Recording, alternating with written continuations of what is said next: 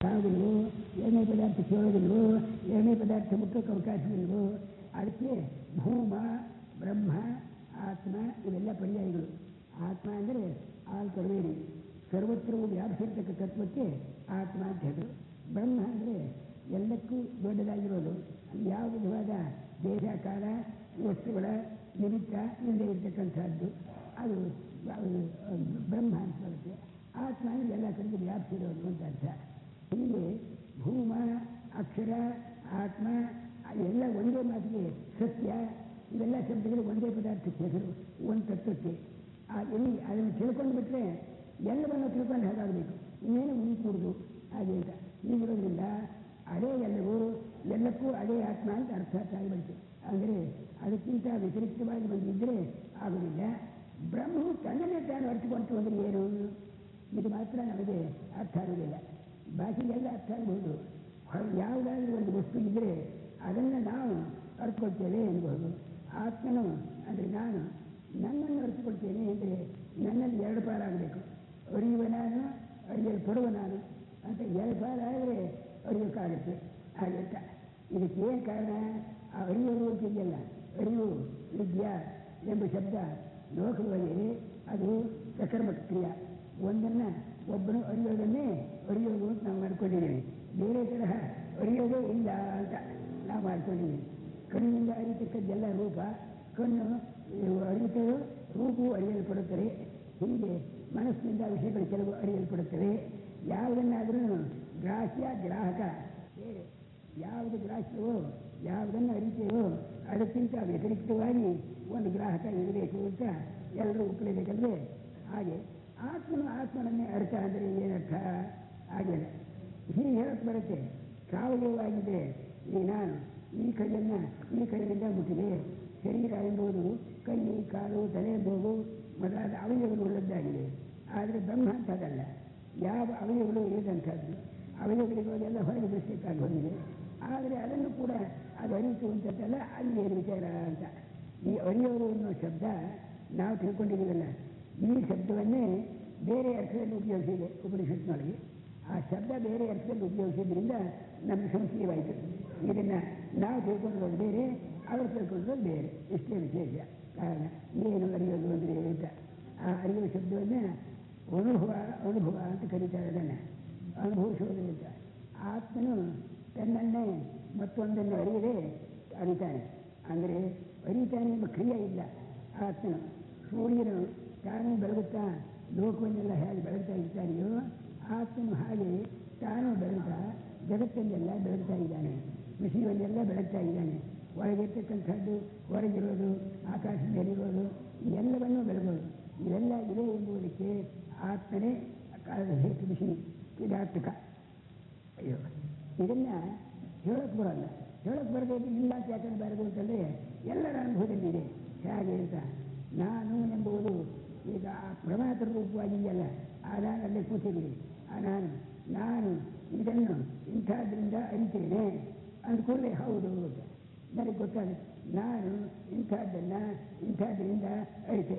ಕಣ್ಣಿನಿಂದ ರೂಪವನ್ನು ಅರಿತನು, ಕಿವಿಯಿಂದ ಶಬ್ದವನ್ನು ಅರಿತನು ಅಂತ ಹೇಳಿ ಒಂದೊಂದಕ್ಕೂ ಕೂಡ ಕರ್ಮಗಳಿಂದ ಆತ್ಮನು ಕರ್ಮಗಳನ್ನು, ವಿಷಯವಾಗಿರ್ತಕ್ಕ ಪದಾರ್ಥಗಳನ್ನು ಅರಿಯೋದು ಎಂಬುದು ನಮ್ಮೆಲ್ಲ ಅನುಭವದಲ್ಲಿದೆಯಲ್ಲ. ಈ ಅನುಭವ ಎಂಬುದು ತಾನೇ ಪ್ರೀತಿ ಬಿಟ್ಟಿದೆ.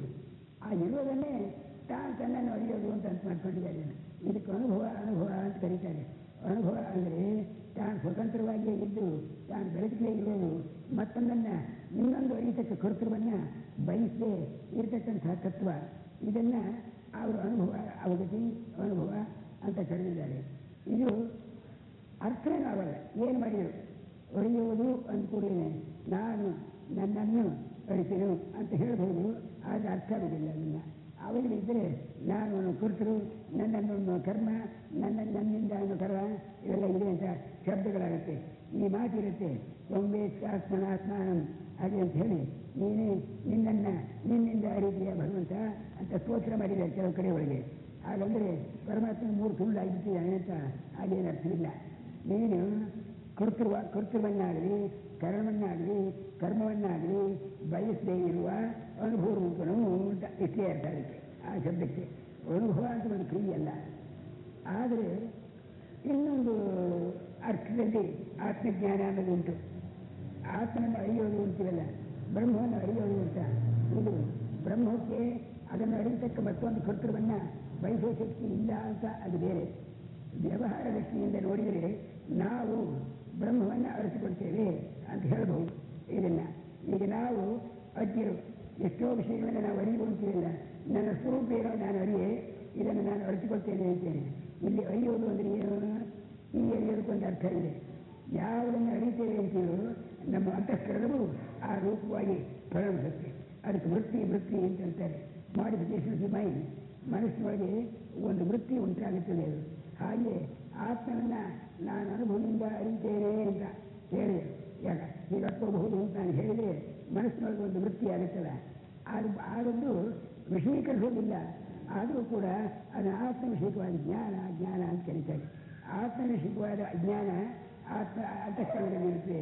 ಆತ್ಮವಿಷಯಕವಾದ ಜ್ಞಾನ ಅಂತಃಕರಣದಲ್ಲಿ ಬರುತ್ತದೆ. ಇದು ನಾಳೆ ದಿವಸ ಮತ್ತು ವಿಸ್ತಾರವಾಗಿ ಹೇಳ್ತೀನಿ. ಸದ್ಯಕ್ಕೆ ಅನುಭವದಿಂದ ಹೇಗೆ ತಿಳ್ಕೊತಾರೆ ಅನ್ನೋದನ್ನು ಮಾತ್ರವೇ ಇವತ್ತು ಸ್ವಲ್ಪ ಮಂದಿ ವಿಚಾರ ಮಾಡ್ತೀನಿ ನಾನು. ಈಗ ಜ್ಞಾನ ಅಜ್ಞಾನ ಅಂತಃಕರಣದಲ್ಲಿರೋದು ಈ ಶಬ್ದವನ್ನೆಲ್ಲ ಹೇಳಿದ್ನಲ್ಲ, ಈ ವಿಚಾರವನ್ನು ಮತ್ತೆ ಅದು ವಿಸ್ತಾರವಾಗಿ ಹೇಳ್ತೀನಿ. ಇದು ನಮಗೆ ಅಂತಃಕರಣದಲ್ಲಿ ಆಗತಕ್ಕ ಒಂದಾನೊಂದು ವೃತ್ತಿ ವಿಶೇಷಕ್ಕೆ ಅದು ಆ ಜ್ಞಾನ ಅಂತ ಕರೆಯುವ ಸಂಭವ ಹೆಸರು ಅಭ್ಯಾಸ ಇದೆ. ಒಂದು ವೃತ್ತಿ ಉಂಟಾಗುತ್ತೆ, ಆಗ ನಾವು ಅರಿತಿದ್ದೀವಿ. ಈ ವ್ಯವಹಾರದಲ್ಲೆಲ್ಲ ಯಾವುದನ್ನಾದರೂ ಅರಿಯಬೇಕಾದ್ರೆ ನಾವು ಅಂಡರ್ಸ್ಟ್ಯಾಂಡಿಂಗ್ ಹಾಗೆ ಅಂತ ಹೇಳ್ತೀವಲ್ಲ, ಹಾಗಂದಾಗ ನಮ್ಮ ಮನಸ್ಸಿನಲ್ಲಿ ಬಂದು ಏನೋ ಒಂದು ವೈಬ್ರೇಷನ್, ಒಂದು ವ್ಯತ್ಯಾಸ ಆಗುತ್ತೆ. ಅದಕ್ಕೆ ಹೆಸರು ಅರಿಯೋದು ಅಂತ. ಈ ಅರ್ಥದಲ್ಲಿ ಬ್ರಹ್ಮವನ್ನು ನಾವು ಅರಿತೀವಿ ಅಂತ. ಬಾಕಿ ಕಡೆಯಲ್ಲಿ ವಿಷಯವಾಗಿ ಇರುತ್ತದೆ, ಇನ್ನು ವಿಷಯವಾಗಲ್ಲ. ಅದು ಹೇಗೆ ಏನು ಎಂಬುದನ್ನು ನಾಳೆ ಹೇಳ್ತೀನಿ. ಸದ್ಯಕ್ಕಲ್ಲಿ ಈ ವಿಷಯ ಏನು ಅಂದರೆ ಬ್ರಹ್ಮವನ್ನು ಅನುಭವದಿಂದ ಅರಿತೀವಿ ಅಂತ ಹೇಳಿದ್ವಲ್ಲ, ಇದರಲ್ಲಿ ಒಂದು ವಿಚಾರ ಮಾಡ್ತೀವಿ. ಅನುಭವಿಸದೇ ಇರುವಾಗ, ನಾವು ಬ್ರಹ್ಮದ ಅನುಭವ ನಮಗೆ ಉಂಟಾಗದೇ ಇರುವಾಗ, ಬ್ರಹ್ಮದ ಜ್ಞಾನ ಇಲ್ಲದೇ ಇರುವಾಗ, ಈ ಅರ್ಥದಲ್ಲಿ ಇಲ್ಲದೇ ಇರುವಾಗ ಹೇಗಿರ್ತದೆ, ಬ್ರಹ್ಮದ ಜ್ಞಾನ ಆದಾಗ ಹೇಗಾಗುತ್ತೆ ಅಂತ ಈ ವಿಚಾರವನ್ನು ಮಾಡಬೇಕು. ಶ್ರುತಿಗಳು ಹಾಗೆ ಹೇಳುವಾಗ ಅವು ದೃಷ್ಟಾಂತಕ್ಕೆ ಕೆಲವು ವಿಷಯಗಳನ್ನು ಕೊಡ್ತವೆ, ನಮಗೆ ತಿಳಿಯಬೇಕು ಅಂತ.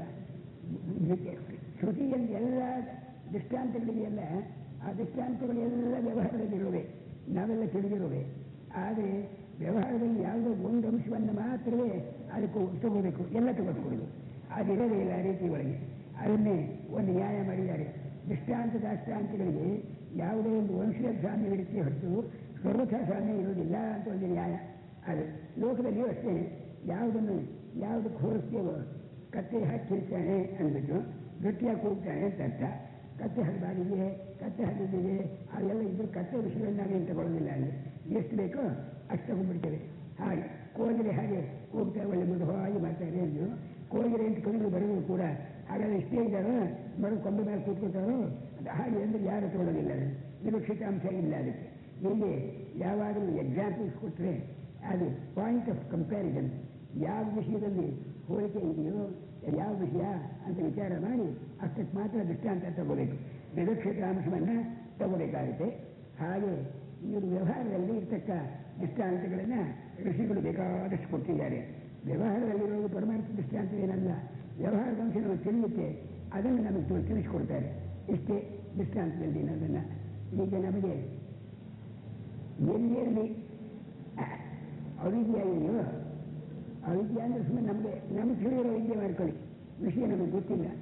ಅವಿದ್ಯೆ ಇದೆಯೋ ಅಲ್ಲಿ ದ್ವೈತ ವ್ಯವಹಾರ ಇರ್ತದೆ ಅಂತ ಅವರ ಅಭಿಪ್ರಾಯ. ಹೇಳ್ತಾರೆ ಒಂದು ಮಾತನ್ನು, ದ್ವೈತ ವ್ಯವಹಾರ ಎಂಬುದಿದೆಯಲ್ಲ, ಆತ್ಮೈಕತ್ವ ಇರೋದಕ್ಕೆ ವಿರೋಧ. ಅದು ಆತ್ಮೈಕತ್ವ ಇಲ್ಲ. ಎಲ್ಲಿರುತ್ತೆ ಅಂಥದ್ದು ಅಂದರೆ ಸ್ವಪ್ನ ವ್ಯವಹಾರ ದೃಷ್ಟಾಂತ ಕೊಟ್ಬಿಡೋದು. ಸ್ವಪ್ನ ವ್ಯವಹಾರ ಕೊಟ್ಟರೆ ಹೇಗಾಗುತ್ತೆ, ಅಲ್ಲಿ ಬಂದ ಹಾಗಾಯಿತು, ಇಲ್ಲಿ ಹಿಡ್ಕೊಂಡು ಹಾಗಾಯಿತು, ಯಾರೋ ಹೊಡೆದ ಹಾಗಾಯಿತು, ಓಡಿದ ಹಾಗಾಯಿತು ಅಂತ ಹೀಗೆಲ್ಲ ಬರೀತಾರೆ. ಘನಂತೀವ ಜನಂತೀವ ಮಿಥ್ಯಾದೀತೀವ ಹೀಗೆಲ್ಲ ದೃಷ್ಟಾಂತ ಕೊಡ್ತಾರೆ. ನಿನ್ನೆ ದಿವಸ ನಾನು ಹೇಳಿದೆ, ಶ್ರುತಿಗಳಿರೋ ಎಲ್ಲ ವಾಕ್ಯಗಳನ್ನು ಯಥಾಶ್ರುತವಾಗಿ ನಾನು ಬರ್ಕೊಂಡು ಬಂದಿದ್ರು ಕೂಡ ಆ ಬಾಯಿ ಹೇಳ್ತಾ ಇಲ್ಲ. ಕಾರಣ ಏನಂದರೆ ಎಲ್ಲರಿಗೂ ಏನು ಆ ವಾಕ್ಯಗಳು ಬರೋದಿಲ್ಲ. ಆ ವಾಕ್ಯಗಳು ಬಂದರೆ ವಾಕ್ಯ ಅಭಿವೃದ್ಧಿಯೊಳಗೆ ವಿಷಯ ಮರ್ತೋಗೋ ಸಂಭವ ಇದ್ಬಿಟ್ಟಿದೆ. ಆದ್ದರಿಂದ ಆ ವಾಕ್ಯಕ್ಕಿಂತಲೂ ವಿಷಯದ ಕಡೆಗೆ ನಾವು ಲಕ್ಷ್ಯ ಇರೋದು ಒಳ್ಳೆಯದು. ಒಬ್ಬ ಮನುಷ್ಯ ಸಾಯಂಕಾಲ ಜ್ಯೋತಿಷ ಒಳ್ಳೆ ನಕ್ಷತ್ರಗಳನ್ನು ಗತಿ ನೋಡೋದ್ರಲ್ಲಿ ಒಳ್ಳೆ ಘಟಕ. ಅವನೇನು ಮಾಡಿದ, ರಾತ್ರಿ ಹೊತ್ತು ಹೋಗ್ತಾ ಇದ್ದಂತೆ ಅಥವಾ ಮೇಲೆ ನೋಡ್ತಾ ಇದ್ದ, ಇಲ್ಲೊಂದು ಗುಂಡಿ ಇಟ್ಟು ಬಿದ್ದುಬಿಟ್ಟ. ಮೇಲೆ ನೋಡ್ಕೊತಾ ಇದ್ದ, ಕೆಳಗೆ ಬಿದ್ದುಬಿಟ್ಟ. ಆಮೇಲೆ ಕೂತ್ಕೊಳ್ಳೋ ಖರ್ಚ ಯಾರು ಎತ್ತರ ಅಂತ ಆ ಗುಂಡಿಯಿಂದ ಯಾರೋ ಒಬ್ಬರು ಬಂದರು. ಯಾರಪ್ಪ ನೀನು? ನಾನು ಜೋಡಿಸಲು ಇಲ್ಲಾಗ ಜೋಡಿಸಲು ಇಲ್ಲಾಗ ಬಿದ್ದರೆ ನೀವು ಹಾಗೆ ಇಲ್ಲಿ ಆ ನಕ್ಷತ್ರಗಳೆಲ್ಲ ಇದೆಯಲ್ಲ ಅವುಗಳ ಗತಿಯನ್ನು ನೋಡ್ತಾ ಬಂದ ಮೇಲೆ ಚೆನ್ನಾಗಿ ಗೊತ್ತಾಗಲ್ಲ. ಖಗೋಳ ನೋಡಿದ್ರೆ ಭೂಗೋಳ ಬರ್ತೀರಾ ಅಂತ ಕೇಳಿದಂತೆ ಅವನು ಮೇಲೆ ಅಷ್ಟಾಗಿ ನೋಡ್ತಾ ದೃಷ್ಟಿ ಆಯಿತು, ಭೂಗೋಳ ಬರ್ತಿಬಿಟ್ಟ. ಹಾಗೆ ನಾವು ಆ ಶಾಸ್ತ್ರವನ್ನು ವೇದಾಂತ ಹಾಗೆ ಹೀಗಿದೆ ಅಂತ ವಿಚಾರ ಮಾಡೋ ಗಲಾಟೆ ಒಳಗೆ ಇದನ್ನೇ ಮರೆತು ಬಿಟ್ಟಿವಿ ನಾವು, ವ್ಯವಹಾರ ಮರೆತು ಬಿಟ್ಟಿವಿ ನಾವು. ಇಂಥ ವೈಖರಿ ಆಗುತ್ತೆ. ಶಬ್ದಗಳಿಗೆಲ್ಲ ವ್ಯವಹಾರದಲ್ಲಿ ಶಬ್ದಗಳಿವೆ. ಶಬ್ದಗಳ ಸ್ಥಿತಿ ಏನಿದೆ ಸ್ವಲ್ಪ ಹೇಳ್ತಾ ಇರುತ್ತೆ. ಇದು ಪ್ರಯೋಜನ ಇಷ್ಟಿಗೆ ಎಷ್ಟು ಬೇಕೋ ಅಷ್ಟಕ್ಕೋಸ್ಕರ. ಒಂದೊಂದು ಶಬ್ದ ಇದೆಯಲ್ಲ, ಒಂದು ಶಬ್ದಕ್ಕೆ ಒಂದು ಪ್ರತ್ಯಯ ಇರುತ್ತೆ. ನಮಗೆ ಸಕ್ಕರೆ ಅಂತಿನ ನಮ್ಮ ಮನಸ್ಸಿನೊಳಗೆ ಒಂದು ವೃತ್ತಿ ಉಂಟಾಗುತ್ತೆ. ಸಕ್ಕರೆ ಅಂತಂದರೆ ಸಿಹಿಯಾಗಿರುತ್ತಲ್ಲ, ಅದೇ ಹೌದಲ್ವ ಸಕ್ಕರೆ ಇದೆ ಅಂತ ಕೇಳ್ತೀವಲ್ಲ ನಾವು, ಅದೇ ಪ್ರತ್ಯಯ ಅಂತ ಹೇಳಿದ್ರು. ಅದಕ್ಕೆ ಇಲ್ಲಿ ಹೊರಗೆ ಒಂದು ಶಬ್ದ, ಆ ಶಬ್ದಕ್ಕೆ ಒಂದು ಪ್ರತ್ಯಯ ಅಂತ ಹೇಳಿದ್ರು. ಆ ಇಂಗ್ಲೀಷ್ ಒಳಗೆ ಕಾನ್ಸೆಪ್ಟ್ ಅಂತ ಹೇಳ್ತಾರೆ ಅದನ್ನು. ಇದು ಪರ್ಸೆಪ್ಷನ್, ಪ್ರತ್ಯಕ್ಷವಾಗಿ ತಿಳಿದಿದ್ದನ್ನು ಎಲ್ಲ ನೋಡಿ ಅನೇಕ ಘಟಗಳನ್ನು ನೋಡಿ ಒಂದು ಘಟ ಅಂತ ಒಂದು ಕಾನ್ಸೆಪ್ಟ್ ತಯಾರು ಮಾಡಿಕೊಡ್ತೀವಿ ನಾವು. ಪ್ರತ್ಯಯವನ್ನು ಇದು ಘಟ ಅಂತ ಮಾಡಿದಲ್ಲ. ಆದರೆ ತಾರ್ಕಿಕರು ಘಟತ್ವ ಅಂತ ಒಂದು ಜಾತಿ ಇದೆ ಅಂತ ನೀವು ಕರೀತಾರೆ. ಅವರು ಘಟ ಅಂತ ಒಂದು ಪ್ರತಿ ಕಾನ್ಸೆಪ್ಟ್ ಉಂಟಾಗುತ್ತೆ ಅಂತಃಕರಣದಲ್ಲಿ. ಕನ್ಸೆಪ್ಚುಯಲಿಸಮ್, ರಿಯಲಿಸಮ್, ಐಡಿಯಲಿಸಮ್ ಅಂತ ವೆಸ್ಟರ್ನ್ ಫಿಲಾಸಫಿಗಳಿಗೆ ಬಹಳ ಜಗಳಗಳಿವೆ. ಅವೆಲ್ಲ ಬೇಡ, ಇಷ್ಟಂತ ಗೊತ್ತಾಗುತ್ತೆ. ನಾವು ಒಂದೊಂದು ಮಾತಾಡಿದರೆ ಮಾತಿಗೆ ಸರಿಯಾಗಿ ಒಂದು ಪ್ರತ್ಯಯ ಆಗಿರುತ್ತೆ. ನಮಗೆ ಪ್ರತ್ಯಯವಾಗಿ ಮಾತಾಡಿದ್ರೆ ಹೊರಟೋದು ಅಂತ ಅರ್ಥ. ಮಾತಾಡ್ತಾರೆ ಪ್ರತ್ಯಯ ಏನಿದೆ, ಸುಮ್ಮನೆ ಶಬ್ದಗಳನ್ನು ಮಾತಾಡ್ತಾ ಇರೋದು. ಯಾವ ಮಾತೋ ಗೊತ್ತೇ ಇಲ್ಲ. ಯಾವ ತಿಳ್ಕೊಂಡಿದ್ದಾರ ಅವನ ಮನಸ್ಸಿನಲ್ಲಿ ಪ್ರತ್ಯಯ ಉಂಟಾಗದೆ, ಪ್ರತ್ಯೇಕ ಸರಿಯಾಗಿ ಮಾತಾಡದೆ ಇದ್ರೆ ಮಾತಾಡ್ತಾನೆ ಅಲ್ಲ ಅವನು. ಈಗ ಉಂಟಾಗುತ್ತದೆ. ಇದು ಕ್ರಮ. ಆದ್ದರಿಂದ ನಾವು ಏನಾದರೂ ಹೇಳಬೇಕಾದ್ರೆ, ಒಂದು ಶಬ್ದ ಹೇಳಬೇಕಾದ್ರೆ, ಒಂದು ಪ್ರತ್ಯಯ ಉಂಟಾಗಬೇಕಾದ್ರೆ ಆತ್ಮ ವಿಷಯಕ್ಕೆ ಪ್ರತಿ ಆಗುವುದಿಲ್ಲ. ಆತ್ಮ ವಿಷಯಕ್ಕೆ ಪ್ರತಿ ಇಲ್ಲ, ಶಬ್ದ ಹೇಳಬೇಕು. ಇಂಥ ಕಷ್ಟ ಬಂದಿದೆ. ಶಬ್ದದಿಂದ ಹೇಳಿದ್ರೆ ಜನರಿಗೆ ತಿಳಿಯುವ ಹಾಗಿಲ್ಲ. ನನ್ನ ಅಭಿಪ್ರಾಯವನ್ನು ನಿಮಗೆ ತಿಳಿಸಬೇಕಾದ್ರೆ ಒಂದು ಶಬ್ದನೇ ಉಪಯೋಗಿಸಬೇಕು. ಆ ಶಬ್ದದಲ್ಲಿ ಒಂದು ಪ್ರತ್ಯಯ ಉಂಟಾದರೂ ಕೂಡ ಆ ಪ್ರತ್ಯಯವನ್ನು ತೆಗೆದುಬಿಟ್ಬಿಡಬೇಕು. ಆ ಪ್ರತ್ಯೇಕ ವಿಷಯವಲ್ಲ, ಅದು ಶಬ್ದಕ್ಕೂ ವಿಷಯವಲ್ಲ. ಆದರೆ ಶಬ್ದದಿಂದ ಅನುಭವ ಗೊತ್ತಾಗುತ್ತಲ್ಲ, ಅದು ತಿಳ್ಕೊಳ್ಳೋದು ಹೇಗಪ್ಪ. ಸ್ವಪ್ನ ಅಂತ ಈಗ ದೃಷ್ಟಾಂತ, ಈಗ ಪ್ರಕೃತ ಬಂತು. ಸ್ವಪ್ನದಲ್ಲಿ ಅವಿದ್ಯೆ ಇದೆ ಅಂದರೆ ನಮಗೆ ಸ್ವಪ್ನ ಆಗುತ್ತೆ.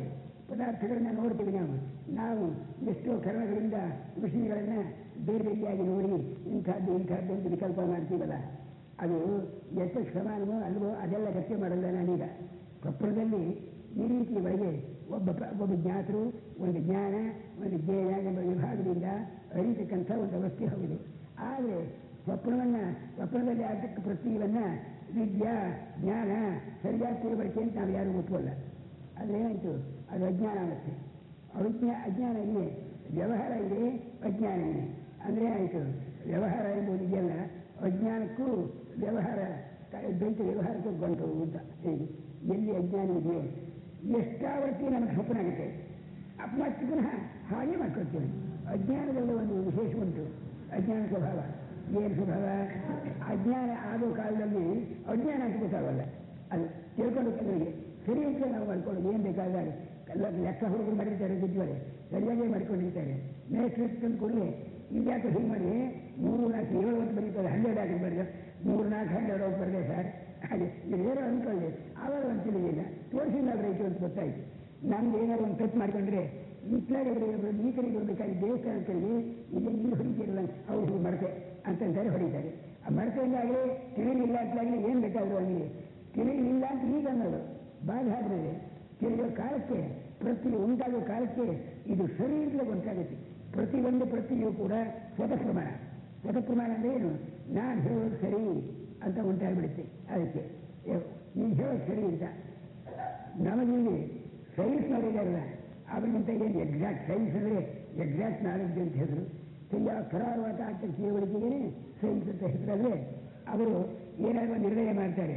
ಇಂಥದ್ದೊಂದು ಥಿಯರಿ ಅಂತ ಕೂತು ಮಾಡ್ತಾರೆ. ಬಹಳ ದಿವಸದವರೆಗೂ ಹೀಗಂತ ಸೈನ್ಸ್ನವರು ಥಿಯರಿ ಮಾಡಿಟ್ಟಿದ್ದಾರೆ ಹಾಗೆ ಅಂತ ಹೇಳ್ತಾರೆ. ಮೊದಲು ಹೀಗೆ ಇರಬೇಕು ಅಂತ ಇಟ್ಕೋತಾರೆ. ಅದನ್ನು ಹೈಪಾಥೆಸಿಸ್ ಅಂತಾರೆ. ಸಪೋಸ್ ಅಂತ ಊಹೆ ಮಾಡೋ ತರ್ಕ. ತರ್ಕ ಮಾಡಿದ ಮೇಲೆ ಹೀಗಿರಬೇಕು ಅಂತ ಒಂದು ಸಿದ್ಧಾಂತ ತಾವೇ ಒಂದು ಏರ್ಪಾಡು ಮಾಡ್ತಾರೆ. ಅದಕ್ಕೆ ಥಿಯರಿ ಅಂತ ಹೇಳಿದ್ರು. ಬಹಳ ದಿವಸ ಅದು ಭಾಳ ಹಿತವಾಗಿಬಿಡ್ತು. ಈ ಸೈನ್ಸ್ನವ್ರ ಹತ್ರ ಕ್ಲಾಸಿಕಲ್ ಫಿಸಿಕ್ಸ್ ಅಂತಿತ್ತು, ಇಲ್ಲಿ ರಿಲೇಟಿವ್ ಫಿಸಿಕ್ಸ್ ಅಂತ ಆಗಿಬಿಟ್ಟು ಆ ಎಡಿಷನ್ ಬಂದ ಮೇಲೆ ಅದು ಬದಲಾಗೋಯ್ತು.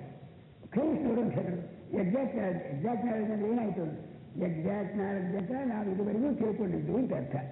ಆದ್ದರಿಂದ ಯಾವೊಬ್ಬ ಒಂದು ಪುಸ್ತಕ ಬರೆದಿದ್ದಾನೆ, ಮಿಸ್ಟೀರಿಯಸ್ ಯೂನಿವರ್ಸ್ ಅಂತ ಒಂದು ಗ್ರಂಥ ಬರೆದಿದ್ದಾನೆ. ಇದು ಬಹಳ ಅತಿ ಗಹನವಾದದ್ದು, ಒಗಟಾಗಿ ಕಾಣತಕ್ಕಂಥ ಪ್ರಪಂಚ ಈ ಅಂತೇಳಿ ಬರ್ಕೊಂಡು ಗ್ರಂಥ ಬರೆದಿದ್ದಾನೆ. What is the last word of science ಅಂತ, ಕಟ್ಟ ಕಡೆ ತೀರ್ಮಾನದ ಮಾತು ಏನು ಸೈನ್ಸು ಅಂತ ಕೇಳಿದ. ಅದಕ್ಕೆ ಅವನು ಬರೆದಿದ್ದಾನೆ, ಅದು ಕಟ್ಟ ಕಡೆ ಮಾತು ಅಂದರೆ ಈಗ ಕಟ್ಟ ಕಡೆ ಮಾತು ಇಲ್ಲ ಅಂತ ಹೇಳೋದೇ ತೀರ್ಮಾನ ಆಗ ಬರೆದು ಬಿಟ್ಟಿದ್ದಾರೆ. ಕೊನೆ ಯಾಕೆಂದರೆ ಮತ್ತೆಲ್ಲ ಬಂದು ಬರುತ್ತೆ. ಆದ್ದರಿಂದ ಇದನ್ನು ಇದು ತರ್ಕ ಪ್ರತಿಷ್ಠಾನ ಅನ್ನೋ ಸೂತ್ರದಲ್ಲಿ ಶಂಕರಾಚಾರ್ಯರು ಬರೆದಿದ್ದಾರೆ. ಅಭಿಷ್ಟರಾಗಿ ಒಳ್ಳೆ ತಿಳಿದವರು ಕೂಡ ಮಾಡಿದರೂ ಕೂಡ ಅವರನ್ನು ಯಾರು ಸುಳ್ಳು ಇನ್ನೊಬ್ಬರು ಮಾಡಿಬಿಡ್ತಾರೆ, ತರ್ಕಕ್ಕೆ ಕೊನೆ ಆಗೋದಿಲ್ಲ ಅಂತ. ಇವರು ಒಂದು ನೋಡಿ ಸಿದ್ಧಾಂತ ಮಾಡಿ ಒಂದು ತರ್ಕ ಮಾಡ್ಕೊಂಡಿದ್ರಲ್ಲ ಸೈನ್ಸ್ನವರು, ಅದು ಬದಲಾಯಿಸ್ತಾ ಹೋಗಿದೆ. ಇದರಲ್ಲಿ ಹೀಗಪ್ಪ ಮುಂದಕ್ಕೇನೋ ಗೊತ್ತಿಲ್ಲ ಹಾಗೆ ಅಂತ. ಕೇಂದ್ರ ಗ್ರಹದಲ್ಲಿ ಮನುಷ್ಯ ಯಾರಿಗೋ ಇರುವ ಚರ್ಚೆ ಕಡಿಮೆ ನಡೀತಾ ಇತ್ತು ಬಹಳ. ಅದಕ್ಕೆ ಆ ಒಂದು round the Moon, round the earth ಅಂತ ಹೀಗೆಲ್ಲ ನಾವಲ್ಗಳೆಲ್ಲ ಬರೆದು ಎಲ್ಲ ಮಾಡಿದರು. ಅದೆಲ್ಲ ಕಥೆಯಾಗಿತ್ತು. ಈಗ ನಿಜವಾಗಿ ಹೋಗೇ ಬಿಟ್ಟಿದ್ದಾರೆ. ಅಪಾರವಂತೆ ಕೇಂದ್ರಕ್ಕೆ ಹೋಗಿಬಿಟ್ಟಿದ್ದಾರೆ, ಅದರಿಂದ ಮಣ್ಣು ಕಲ್ಲು ತಂದಿದ್ದಾರೆ, ಇದೆಲ್ಲ ಆಗಿದೆ. ಇನ್ನು ಪೂರ್ತಿಯಾಗಿ ಕೇಂದ್ರ ವಿಷಯ ಎಲ್ಲ ತಿಳಿತೀವಿ ಅಂತ ಹೇಳೋದು ಹಾಗಿಲ್ಲ. ಆ ರಾಕ್ ಪರೀಕ್ಷೆ ಮಾಡಿದ್ಮೇಲೆ ಏನು ನಿರ್ಣಯ ಮಾಡ್ತಾರೆಯೋ, ಇನ್ನೂ ಅಲ್ಲಿ ಹೋಗಿ ನಿಂತ ಮೇಲೆ ಏನು ಪರೀಕ್ಷೆ ಮಾಡ್ತಾರೆಯೋ ಹೇಳೋದು ಬರೋಲ್ಲ. ಇದು ಸೈನ್ಸ್ ಯೋಗ್ಯತೆ ಅಷ್ಟು. ಮುಂದಕ್ಕೆ ಹೋಗ್ತಿರ್ಬೇಕು, ಅದಕ್ಕೆ ಸೈನ್ಸ್ ಅಂತ ಹೇಳಿದ್ರು. ಅಂದರೆ ಅಜ್ಞಾನ ಪರಂಪರಾ ಅಂತ ಬೇಕಾದ್ರೆ ಕರಿಬಹುದು, ಅದನ್ನು ಅದನ್ನು ಹೀಗಾಗಿ. ಅದರಿಂದ ಏನಾಯಿತು, ಅವಿದ್ಯಾ ಲಕ್ಷಣ ಏನು, ತಾನಿರೋ ಕಾಲಕ್ಕೆ ಸರಿ ಅಂತ ತೋರೋದು, ಆಮೇಲೆ ಬಾಧಿಕವಾಗಿ ಇನ್ನೇನಾದರೂ ವ್ಯಾಪಕ ಯುಕ್ತಿ ಸಿಕ್ಕೇ ಹಾಗಂತ ಮಾಡಿದ್ದೇ ಆಗಿಲ್ಲ, ಅದು ಕ್ರೋಧ ಆಗತ್ತೆ. ಇದೇ ಅರ್ಥ ಅವಿದ್ಯಾ ಅಂತ. ಸ್ವಪ್ನ ಎಂಬುದನ್ನು ಅವಿದ್ಯಾ ಯಾಕಂತೀವಿ, ಆ ಕನಸಾಗಿರುವಾಗ ನಿಜಾಕೆ ಮಾಡೋ ಕಾಣುತ್ತೆ ಸ್ವಾಮಿ, ಅಲ್ಲಿ ನಿಜವಾಗಿ ಸಿಗುದು ಕಡ ಕುಟ್ಟಿ ಕಡ ತಿನ್ನಿರಿ ಅಂತ ಇದ್ದ ಒಬ್ಬ ಹೋಗಿ, ಯಾರೋ ಒಳಗಿದ್ದಾರೆ ಅಂತ ಒಂದು ಭಾವನೆ, ಕಡ ತಿನ್ನಬೇಕಾಗಿತ್ತು, ಎಚ್ಚರ ಬಿಡ್ತು, ಕೈ ಕುಟ್ಟಿ ಏನು ಕುಟ್ಟಿಸ್ತಾರೆ ಇಲ್ಲವೇ ಇಲ್ಲ, ಅದು ಕುಟ್ಟಿದ ಹಾಗಾಯಿತು, ಎಚ್ಚರ ಆಯಿತು. ಏನು ಕುಟ್ಟಿದ್ದೇನ ಏನು ಹೇಳ್ತಾರಲ್ಲ, ಅವ ಕುಟ್ಟಿಸ್ಕೊಳ್ಳ ಕರಾರವಾಗಿರುತ್ತೆ. ಹೀಗೆ ಕುಟ್ಟಿದೆ, ಇಂಥ ಕಡೆಗೆ ನಿಂತಿದ್ದೆ, ಇಂಥ ಕಡೆಗೆ ಬಾಗಿಲಿತ್ತು, ಕಬ್ಬಿಣದ ಬಾಗಿಲದು ಚೆನ್ನಾಗಿ ಗೊತ್ತಿದೆ ಅಂತ ಇದು ಅಜ್ಞಾನದ ಲಕ್ಷಣ. ಆದ್ದರಿಂದ ಸ್ವಪ್ನದಲ್ಲಾಗುವ ಪ್ರತಿಯನ್ನು ವ್ಯವಹಾರದವರು ಎಲ್ಲರೂ ಕೂಡ ಅದು ಮಿಥ್ಯಾಪ್ರತ್ಯ, ಅಜ್ಞಾನ, ಅವಿದ್ಯಾ ಅಂತ ಎಲ್ಲರೂ ಹೋಗ್ತಾರೆ. ಅದನ್ನು ಅವಿದ್ಯೆ ಆಯ್ತಲ್ಲ, ಅವಿದ್ಯೆ ಇದ್ದಲ್ಲಿ ವ್ಯವಹಾರ ಇದೆ, ಅದನ್ನು ಎಲ್ಲರೂ ಹೋಗ್ಬೇಕು. ಈಗ ಸ್ವಪ್ನ ಅವಿದ್ಯೆ ಇದೆಯಲ್ಲ, ಅವಿದ್ಯೆ ಇದ್ದಾಗ ಎಲ್ಲ ಏನೇನು ಕಾಣುತ್ತೋ ಹಾಗೆ ಕಾಣುತ್ತೆ. ಆದರೆ ಎಚ್ಚೆತ್ತ ಮೇಲೆ ಮಾತ್ರ ಕಂಧಾಗಾಯಿತು ಹಾಗಂತಾರೆ ಶಬ್ದ. ಆರುಕ್ಷಣಿವ ಹಾಗೆ ಯಾವುದು ದಟ್ಟದ ಅಜ್ಞಾನ ಸತ್ಯ ಹಾಗಾಯಿತು ಹಾಗೆ ಅಂತ ಹೇಳೋದು. ಅವ್ರು ಯಾವುದೋ ಆನೆಗಳು ಗುಂಪಾಗಿ ಬಂದ ಹಾಗಾಯಿತು ಆತ ಕೇಳಿದ ಹಾಗಾಯಿತು, ಯಾರೋ ಮಾಡಿದ ಹಾಗಾಯಿತು ಅಂತ. ಹಾಗೆ ಅಂತ ಯಾಕೆ ಹೇಳೋದು, ಈಗ ಸುಳ್ಳು ಅಂತ ಬಾಧಿತವಾಗೋದಕ್ಕೋಸ್ಕರ. ಆಗ ಹಾಗೆ ನಿಮಗೆ ಇಲ್ಲ, ಬರ್ತಾನೆ ಹೋಗ್ತಾನೆ, ನಿರೀಕ್ಷೆ ಮಾಡ್ತೀವಿ, ಹೇಗೆ ಮಾಡ್ತೀವಿ, ಪ್ರಯೋಜನ ಏನು ತರಬಹುದು.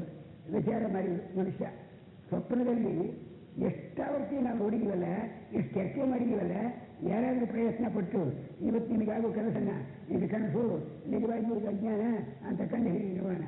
ಮತ್ತು ಯಥಾ ಪ್ರಕಾರ ದಿನ ಇರೋ ಹಾಗೇ ಆಗಿರುತ್ತೆ. ಎಲ್ಲ ಬಂದಷ್ಟು ಅಂತ ಹೇಳ್ತಾರೆ, ಅದೇ ಆಗಿರಲ್ಲ ಬರ್ತದೆ, ನೀವೇ ಆಗಿಲ್ಲ ನಿಜಾಗಲೇ ಮಾಡ್ಕೊಂಡಿದ್ದಲ್ಲ ಅಂತ ಅನ್ನತ್ತೆ ನಮಗೀಗ. ಹೀಗಾಗ್ತಾ ಇರೋದು ಒಂದು ವಿಚಿತ್ರವಾಗಲೇ ಇದು ಈಗ ಆದ್ದರಿಂದ ಒಂದು ನಿರ್ಣಯವಾಯಿತು. ಎಚ್ಚರದಲ್ಲಿ ಇಲ್ಲಾರೋ ಏನು ಗೊತ್ತು ಅಂತ ಈಗ ಯುಕ್ತಿ ಮಾಡಿದ ಮೇಲೆ ಕನಸಿನಲ್ಲಿ ನಮಗೆ ಪ್ರತಿ ದಿವಸವೂ ಒಂದೇ ಕೆಲಸ ಆಗೋದಿಲ್ಲ, ಅದು ಅವಶ್ಯ ಬೇರೆ. ಒಂದೇ ಕೆಲಸ ಆಗೋದಿಲ್ಲ ಅಂದರೆ ಎಚ್ಚರ ಮೇಲೆ ಗೊತ್ತು ನಮಗೆ. ಇವತ್ತಿಂದು ಹೊಸ ಕನಸು ಅಂತ ಯಾರು ಹೊಸ ಕನಸಿನಲ್ಲಿ ಕಂಡು ಹಿಡಿಯೋದಿಲ್ಲ. ಕನಸಿನಲ್ಲಿ ಯಾರು ನೋಡ್ತಾ ಇದೆಯೋ ಅವರೆಲ್ಲರಿಗೂ ಯಾವಾಗಲೂ ನಾನು ಹೀಗೆ ಇದ್ದೀನಿ, ಈ ಕನಸಿನಲ್ಲೇ ಇದ್ದೀನಿ, ಇಷ್ಟೇ ಅಲ್ಲ, ಇದು ಎಚ್ಚರವೇ ಇಲ್ಲ. ಕನಸು ಅಂತಲ್ಲ, ಇದೆ ಕನಸು ಅಂತ ತಿಳ್ಕೊಳ್ಳೋದಿಲ್ಲ. ನಾನು ಎಚ್ಚರವೇ ಅಂತ ನಿರ್ಣಯ ಮಾಡಿಕೊಂಡು ಅದರ ಮೇಲೆ ವ್ಯವಹಾರ ಮಾಡೋಕ್ಕೆ ಹೋಗ್ಬಿಡ್ತೀನಿ. ನಮಗೇನಾದರೂ ದುಡ್ಡು ಪಟ್ಟಿದ್ದೆ ಪೆಟ್ಟಿಗೆ ಒಳಗೆ ಹಾಕಿ ಬೀಗ ಹಾಕಿ ಯಾರು ಸಿಕ್ಕಿದ ಹಾಗೆ ಮಾಡಿ ಬೀಗಿಕೈನ ಫೋಟೋಗಿರಿಸ್ಕೊಂಡು ಮತ್ತೆ ಯಾರು ತಗೊಂಡಾರು ಅಂತ.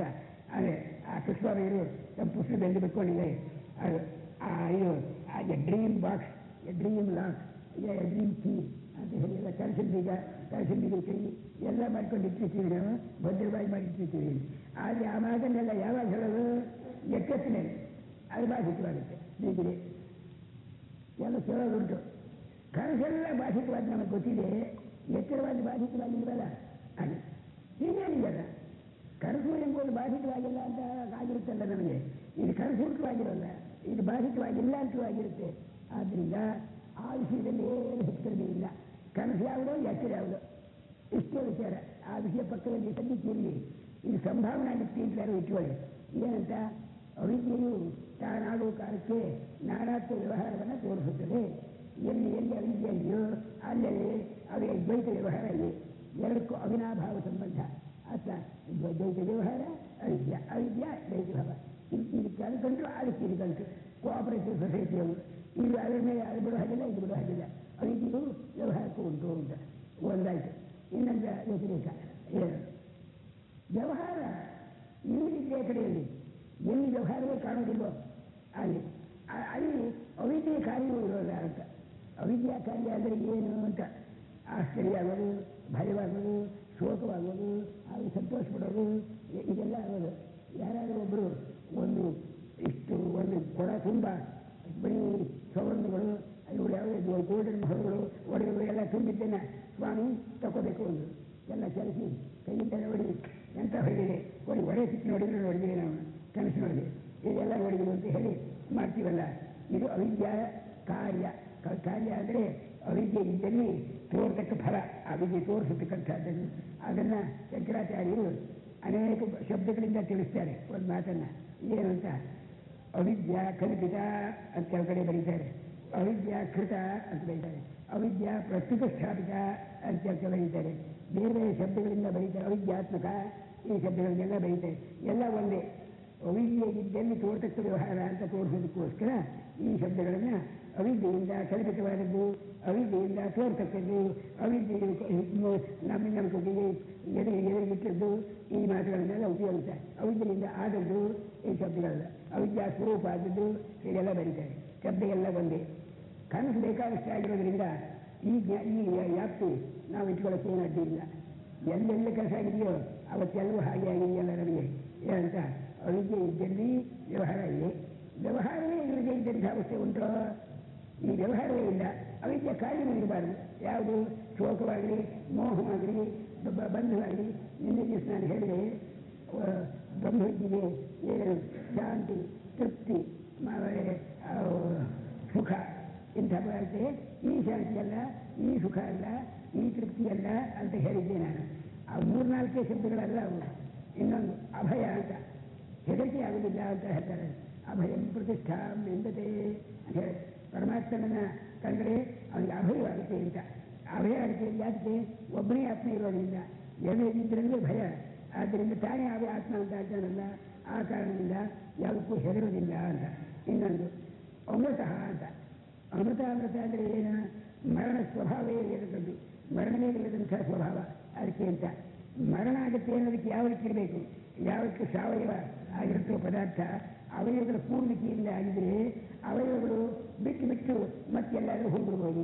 ಈ ಪದಾರ್ಥ ಸರಿಯಾಗಿ ಆಗಬಹುದಿದ್ರೆ ಇಲ್ಲಿ ಏನೇನೋ ಜೋಡಿಸಿ ಮಾಡಿದ್ದಾರೆ, ಆ ಜೋಡಣೆ ಒಳಗೆ ಏನಾದ್ರು ಹೆಚ್ಚು ಕಮ್ಮಿ ಆಗುತ್ತೆ, ಏನಾಯ್ತು ನೋಡ್ರಿ ಮತ್ತೆ ಅವ್ರನ್ನ ಕರೀಬೇಕು ನಾವು. ಇದು ಪದಾರ್ಥ ನಾಶವಾಗೋದು ಒಂದಿರು ಒಂದೇ, ಅವಯವಗಳ ವಿಶ್ಲೇಷಣೆ ಅಂದರೂ ಒಂದೇನೆ. ಒಬ್ಬನೇ ಆತ್ಮ ಅಖಂಡವಾಗಿ ಯಾವ ಅವಯವಗಳು ಇಲ್ಲೇ ಇರ್ತಕ್ಕಂಥ ಆತ್ಮನಾಗಿರೋದ್ರಿಂದ ಅವನಲ್ಲಿ ನಾಶ ಆಗುವ ಸಂಭವ ಇಲ್ಲ ಅವರಿಗೆ ಯಾವುದಕ್ಕೂ. ಅದು ಆತ್ಮೈಕತ್ವ ಅಂತ ಹೇಳಿದರು. ವ್ಯವಹಾರ ಎಲ್ಲಿ ಇಲ್ಲವೋ ಅಲ್ಲಿ ಅವರಿಗೆ ಕಾರ್ಯ ಇರೋಲ್ಲ ಅನ್ನೋಕ್ಕೆ ಏನಾದರೂ ಗೊತ್ತಿದೆಯೋ ಅಂದರೆ ಅಂಥ ಒಂದು ವ್ಯವಸ್ಥೆ ಇದೆ ನಮಗೆಲ್ಲರಿಗೂ. ಅದಕ್ಕೆ ಸುಶಕ್ತಿ ಅಂತಾರೆ, ಗಾಢ ನಿದ್ರೆ ಅಂತ ಹೇಳಿದ್ರು. ಗಾಢ ನಿದ್ರೆ ಅಂದರೆ ಕನಸಾತ್ಮೂರ್ವೇ ನಿದ್ರೆ ಆಗಿರಬೇಕು. ಈಗ ನಿದ್ರೆಯೂ ಇದ್ದು ಕನಸು ಕಾಣ್ತೀವಿ, ಕೇವಲ ಗಾಢ ನಿದ್ರೆಯಾಗಿದ್ರೆ ಕೊರಡು ಬಿದ್ದಾಡಿದ್ದಾನೆ ಅಂತ ಹೇಳೋದುಂಟು. ಕೊರಡು ಬಿದ್ದಾಡಿದ್ದಾನೆ ಅಂತಂದರೆ ಅವನಲ್ಲಿ ಜ್ಞಾನದ ಮೂರ್ತಿ ಏನೂ ಕಾಣಲ್ಲ ಅಂತ ಬೇರೆ ಇರೋರು ಹೇಳೋರು. ಅದು ಬೇಡ, ನಮಗೆ ನಿದ್ದೆ ಬಂದಿರುವಾಗ ಹೇಗಿರುತ್ತೋ ಆ ವಿಷಯ ಮಾತಾಡೋದು. ಮತ್ತೊಬ್ಬರು ಮಲ್ಕೊಂಡಿದ್ದಾಗ ಫುಲ್ ಮೋಸ ಕೂಡ ಮಾಡಿರಬಹುದು. ಎಷ್ಟೋ ಜನ ಆ ಭೀಮ ಕೀಟಕನ್ನು ಕೊಡುವಾಗ ಮಲ್ಕೊಂಡ್ಬಿಟ್ಟಿದ್ನಲ್ಲ, ಅವನೇ ಮಾಡಿದ ನೀವು ತಿಳ್ಕೊಂಡು ಆ ಇವಳು ದ್ರೌಪದಿ ಅಂತ ತಿಳ್ಕೊಂಡ್ಬಿಟ್ಟಿರು ಎಬ್ಸಿಟ್ಟು ಬಂದ ಎದ್ದಪ್ಪ ನಿಮ್ಮ ಮಾಡ್ತೀನಿ ಅಂತ ಹಾಗಾಗಿ ಬಿಡ್ಬೋದು. ಆದ್ದರಿಂದ ಸುಷುಪ್ತಿ ಅನ್ನೋದನ್ನು ಮತ್ತೊಬ್ಬರು ಸುಷುಪ್ತಿ ನೋಡೋದು ಉಪಯೋಗವಿಲ್ಲ. ನಮಗೆ ಗೊತ್ತಾಗಬೇಕಾದ್ರೆ ನಾವು ಸುಷುಪ್ತಿಯಲ್ಲಿ ನಾವು ಅನುಭವಿಸೋದು ಹೇಗೆ ಅಂತ ಏನು ಅನುಭವ ಇಲ್ಲ. ನಾನು ಅಂತ ಗೊತ್ತಿಲ್ಲ, ಮತ್ತೊಬ್ಬರು ಅಂತ ಗೊತ್ತಿಲ್ಲ.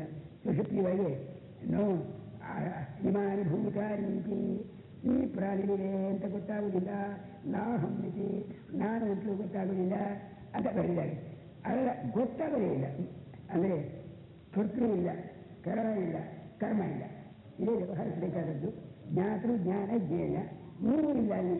ಆದರೂ ಕೂಡ ಅಂಥದ್ದೊಂದು ಅನುಭವ ಇದೆ ನಮಗೆ. ನಮ್ಮ ಅನುಭವ ಅನ್ನೋದಕ್ಕೋಸ್ಕರ ಉದಾಹರಣೆ ಕೊಡ್ತಾ ಬಂದಿದ್ದೀನಿ ಈಗ. ಇಷ್ಟೇ ಅನುಭವ ಅಂದರೆ ಆತ್ಮಾನುಭವ ವಿಚಾರ ಮಾತಾಡ್ತಾ ಇಲ್ಲ ನಾನು. ಏನು ಮಾತಾಡ್ತೀನಿ ಅಂದರೆ ಅನುಭವದ ಆಧಾರದಿಂದ ವ್ಯವಹಾರ ಇಲ್ಲದ ಅವಸ್ಥೆ, ವ್ಯವಹಾರ ಇರುವ ಅವಸ್ಥೆಯನ್ನು ತೋರಿಸ್ತಾ ಇದ್ದೇನೆ. ವ್ಯವಹಾರ ಇರುವ ಅವಸ್ಥೆಯಲ್ಲಿ ಅಜ್ಞಾನ ಕಾರ್ಯವಾಯಿತು. ಎಲ್ಲಿ ವ್ಯವಹಾರ ಇದೆಯೋ ಅಲ್ಲಿ ಅಜ್ಞಾನ ಕಾರ್ಯವಾಗಿದೆ. ಎಲ್ಲಿ ಅಜ್ಞಾನ ಇದೆಯೋ ಅಜ್ಞಾನ ಕಾರ್ಯ ಇರುತ್ತೆ ಅನ್ನೋದು ದೃಷ್ಟಾಂತವಾಯಿತು. ಆಮೇಲೆ ಎಲ್ಲಿ ಆ ವ್ಯವಹಾರ ಇಲ್ವೋ ಅಲ್ಲಿ ಅಜ್ಞಾನದ ಕಾರ್ಯ ಕಾಣೋಲ್ಲ ನಮಗೆ. ಅಜ್ಞಾನ ಅಂತ ಶಬ್ದವನ್ನು ಬಹಳ ಜಗಳದ ಅರ್ಥಗಳಲ್ಲಿ ಉಪಯೋಗಿಸ್ತಾರೆ ಕ್ರೀಡಾಂತಿಗಳು. ಅವರ ವಾದಗಳೆಲ್ಲ ಬೇಡ ನಮಗೆ. ಅಜ್ಞಾನ ನಮಗೇನು ಗೊತ್ತಿಲ್ಲ ಅಂತ ಇಷ್ಟು ತಿಳ್ಕೊಳ್ಳೋದು ಸಾಕು. ಸುಷುಪ್ತಿ ಬಗ್ಗೆ ನಮಗೇನು ಗೊತ್ತಿಲ್ಲವಾದ್ದರಿಂದ ಅಜ್ಞಾನ ಅಂತ ನಾವು ಅಜ್ಞಾನಿಗಳು ಅಂತ ಕರೆದು ಬಿಟ್ಟರೆ ಸಾಕಲ್ಲ. ಯಾವ ಜ್ಞಾನವೂ ಇಲ್ಲ. ನಾನು ಅನ್ನೋ ಜ್ಞಾನ ಇಲ್ಲ, ಇದು ಅನ್ನೋ ಜ್ಞಾನ ಇಲ್ಲ, ಕರಡ ಎಂಬ ಜ್ಞಾನ ಇಲ್ಲ, ಇಂಥ ಜ್ಞಾನ ಇಲ್ಲವಲ್ಲ. ಆದ್ದರಿಂದ ಅಜ್ಞಾನ ಇದು. ಈ ಅಜ್ಞಾನ ಇದ್ದಲ್ಲಿ ಅಜ್ಞಾನ ಇದೆಯಲ್ಲ, ಅಜ್ಞಾನ ಕಾರ್ಯ ಇದೆಯಲ್ಲ. ಅಜ್ಞಾನ ಇದೆ ಇದ್ರೆ ಅಜ್ಞಾನ ಇದ್ದರೆ ತಾನೇ ಅಜ್ಞಾನ ಕಾರ್ಯ. ಆ ಕಾರಣವೂ ಇಲ್ಲ. ಕಾರ್ಯ ಯಾವುದು ಇದೆ? ಶೋಕ, ಮೋಹ, ಭಯ, ಆಶ್ಚರ್ಯ, ಕುತೂಹಲ ಇವುಗಳೆಲ್ಲ. ಈಗ ನಾವು ಎತ್ತರದಲ್ಲಿ ಏನೇನು ವ್ಯವಹಾರ ಮಾಡ್ತಿದ್ದೇವೋ, ಈ ವ್ಯವಹಾರ ಮಾಡೋದು ಅಂದರೆ ಮನಸ್ಸಿನಲ್ಲಿದ್ದದನ್ನು ವಿಚಾರ ಮಾಡೋದು, ಬಾಯಲ್ಲಿ ಏನಾದ್ರು ಹೇಳೋದು, ಕೈಯಲ್ಲಿ ನಡೆಯೋದು, ಮುಂದಕ್ಕೆ ಹೋಗೋದು, ಹಿಂದಕ್ಕೆ ಬರೋದು, ಇದಕ್ಕೆಲ್ಲ ವ್ಯವಹಾರ ಅಂತ ಸಂಜ್ಞಾ. ಇದಕ್ಕೆ ಯಾಕಾದ್ರಿಂದ ಮಾಡ್ತೀವಿ ನಾವು? ಇಂದ್ರಿಯಗಳಿಂದ ಮಾಡ್ತೀವಿ, ಮನಸ್ಸಿನಿಂದ ಮಾಡ್ತೀವಿ. ವ್ಯವಹಾರ ಮಾಡಬೇಕಾಗಿದೆ. ಇಂದ್ರಿಯಗಳು ಇಲ್ಲ, ಮನಸ್ಸು ಇಲ್ಲ ಅಲ್ಲಿ. ಆದ್ದರಿಂದ ಯಾವ ವ್ಯವಹಾರವೂ ಇಲ್ಲ. ಇಂದ್ರಿಯಗಳು ಇವು ಕರ್ಮೇಂದ್ರಿಯಗಳು, ಜ್ಞಾನೇಂದ್ರಿಯಗಳು. ಎರಡು ತರಹ ಇಂದ್ರಿಯಗಳಿವೆ. ಕರ್ಮೇಂದ್ರಿಯಗಳಿಂದ ಕರ್ಮ ಮಾಡ್ತೀವಿ, ಜ್ಞಾನೇಂದ್ರಿಯಗಳಿಂದ ತಿಳ್ಕೊಳ್ತೀವಿ. ಇಂದ್ರಿಯಗಳಿಂದ ತಿಳ್ಕೊಳ್ಳೋದಿಲ್ಲ, ಇಂದ್ರಿಯಗಳಿಂದ ಮಾಡೋದಿಲ್ಲ. ಸುಶುದ್ಧವಾಗಿ ಮನಸ್ಸಿನಿಂದ ವಿಚಾರ ಮಾಡೋದಿಲ್ಲ. ಇಷ್ಟು ಇಲ್ಲದ ಅವಸ್ಥೆ ಈ ಎಲ್ಲರಿಗೂ ಗೊತ್ತಿರೋದು. ಯಾವ ವೇದಾಂತ ಓದಲಿ ಬಿಡಲಿ, ಶಾಸ್ತ್ರ ಓದಲಿ ಬಿಡಲಿ, ಏನಿದ್ರು ನಿದ್ರೆ ಒಳಗಿದ್ದೀನಿ. ಯಾರು ತಿಳಿಯುತ್ತಪ್ಪ ಏನು ಕಾಣುತ್ತೋ ಅಂತ ಯಾರು ನಾನು ಕೇಳಿಬಿಟ್ರೆ ನಾನು ಏನು ಕಾಳೆ ಕೇಳೇ ಅಡಿ ಎಲ್ಲರೂ ಹೇಳ್ತಾರೆ ಇದನ್ನು. ಅದರಿಂದ ಸಾರ್ವತ್ರಿಕ ಅನುಭವ ಇದೆ. ಸಾರ್ವತ್ರಿಕ ಅಂದ್ರೇನು? ನನಗೊಬ್ಬರಿಗಾಗುವುದಿಲ್ಲ. ನಿದ್ರೆಯಲ್ಲಿ ಹೇಗಿರ್ತೀವಿ ಯಾರು ಕೇಳಲ್ಲ. ನಿದ್ರೆ ವಿಷಯ ನನಗೆ ಗೊತ್ತು, ಕನಸಿನ ವಿಷಯವೂ ಗೊತ್ತು. ನಿದ್ರೆ ಕನಸು ಎಂಬುದು ಇದೆಯಲ್ಲ, ಸ್ಪಷ್ಟವಾಗಿ ನಮ್ಮ ಅನುಭವಕ್ಕೆಲ್ಲ ಇದೆಯಲ್ಲ, ಇದು ಸಾರ್ವತ್ರಿಕವಾದ ಅನುಭವ. ಆ ಅನುಭವದ ಆಧಾರದಿಂದ ಎರಡು ಸಿದ್ಧಾಂತ ಮಾಡಿದ್ವಿ ನಾವೀಗ. ಏನಂತ? ಎಲ್ಲಿ ವ್ಯವಹಾರ ಇದೆಯೋ ಅಲ್ಲೆಲ್ಲ ಅವಿದ್ಯಾ ಕಾರ್ಯ ಇರುತ್ತೆ. ಅದು ಎಲ್ಲಿ ಅವಿದ್ಯೆ ಇರುತ್ತೋ ಅಲ್ಲೇ ವ್ಯವಹಾರ ಇರೋದು. ಅವಿದ್ಯೆಗೂ ವ್ಯವಹಾರಕ್ಕೂ ಬಂತು. ಇದನ್ನೇ ಶ್ರುತಿವರೆಗೆ ಹೇಳ್ತಾ ಇದೆ. ಎತ್ತ ಹಿ ದ್ವೈತಮೇವ ಭವತಿ ತತ್ತ ಇತರಂ ಪಶ್ಯತಿ. ಎರಡು ಇದ್ದಾಗೆ ಎದುರೇನು ನಿಲುವಾಗಿಲ್ಲ ಅಂತ ಅರ್ಥ. ಅಜ್ಞಾನ ಅಂತ. ಎಲ್ಲಿ ದ್ವೈತಿ ಇದ್ದ ಕಾಲತ್ತೆಯೋ ಅಲ್ಲಿ ಒಬ್ಬರು ಇನ್ನೊಂದನ್ನು ಕಾಣ್ತಾರೆ, ಒಬ್ಬರು ಇನ್ನೊಂದನ್ನು ಕೇಳ್ತಾರೆ, ಒಬ್ಬರು ಇನ್ನೊಂದನ್ನು ಬಿಡ್ತಾರೆ, ಒಬ್ಬರು ಇನ್ನೊಂದು ಮೂಡಿಸ್ತಾರೆ, ಇತ್ಯಾದಿ.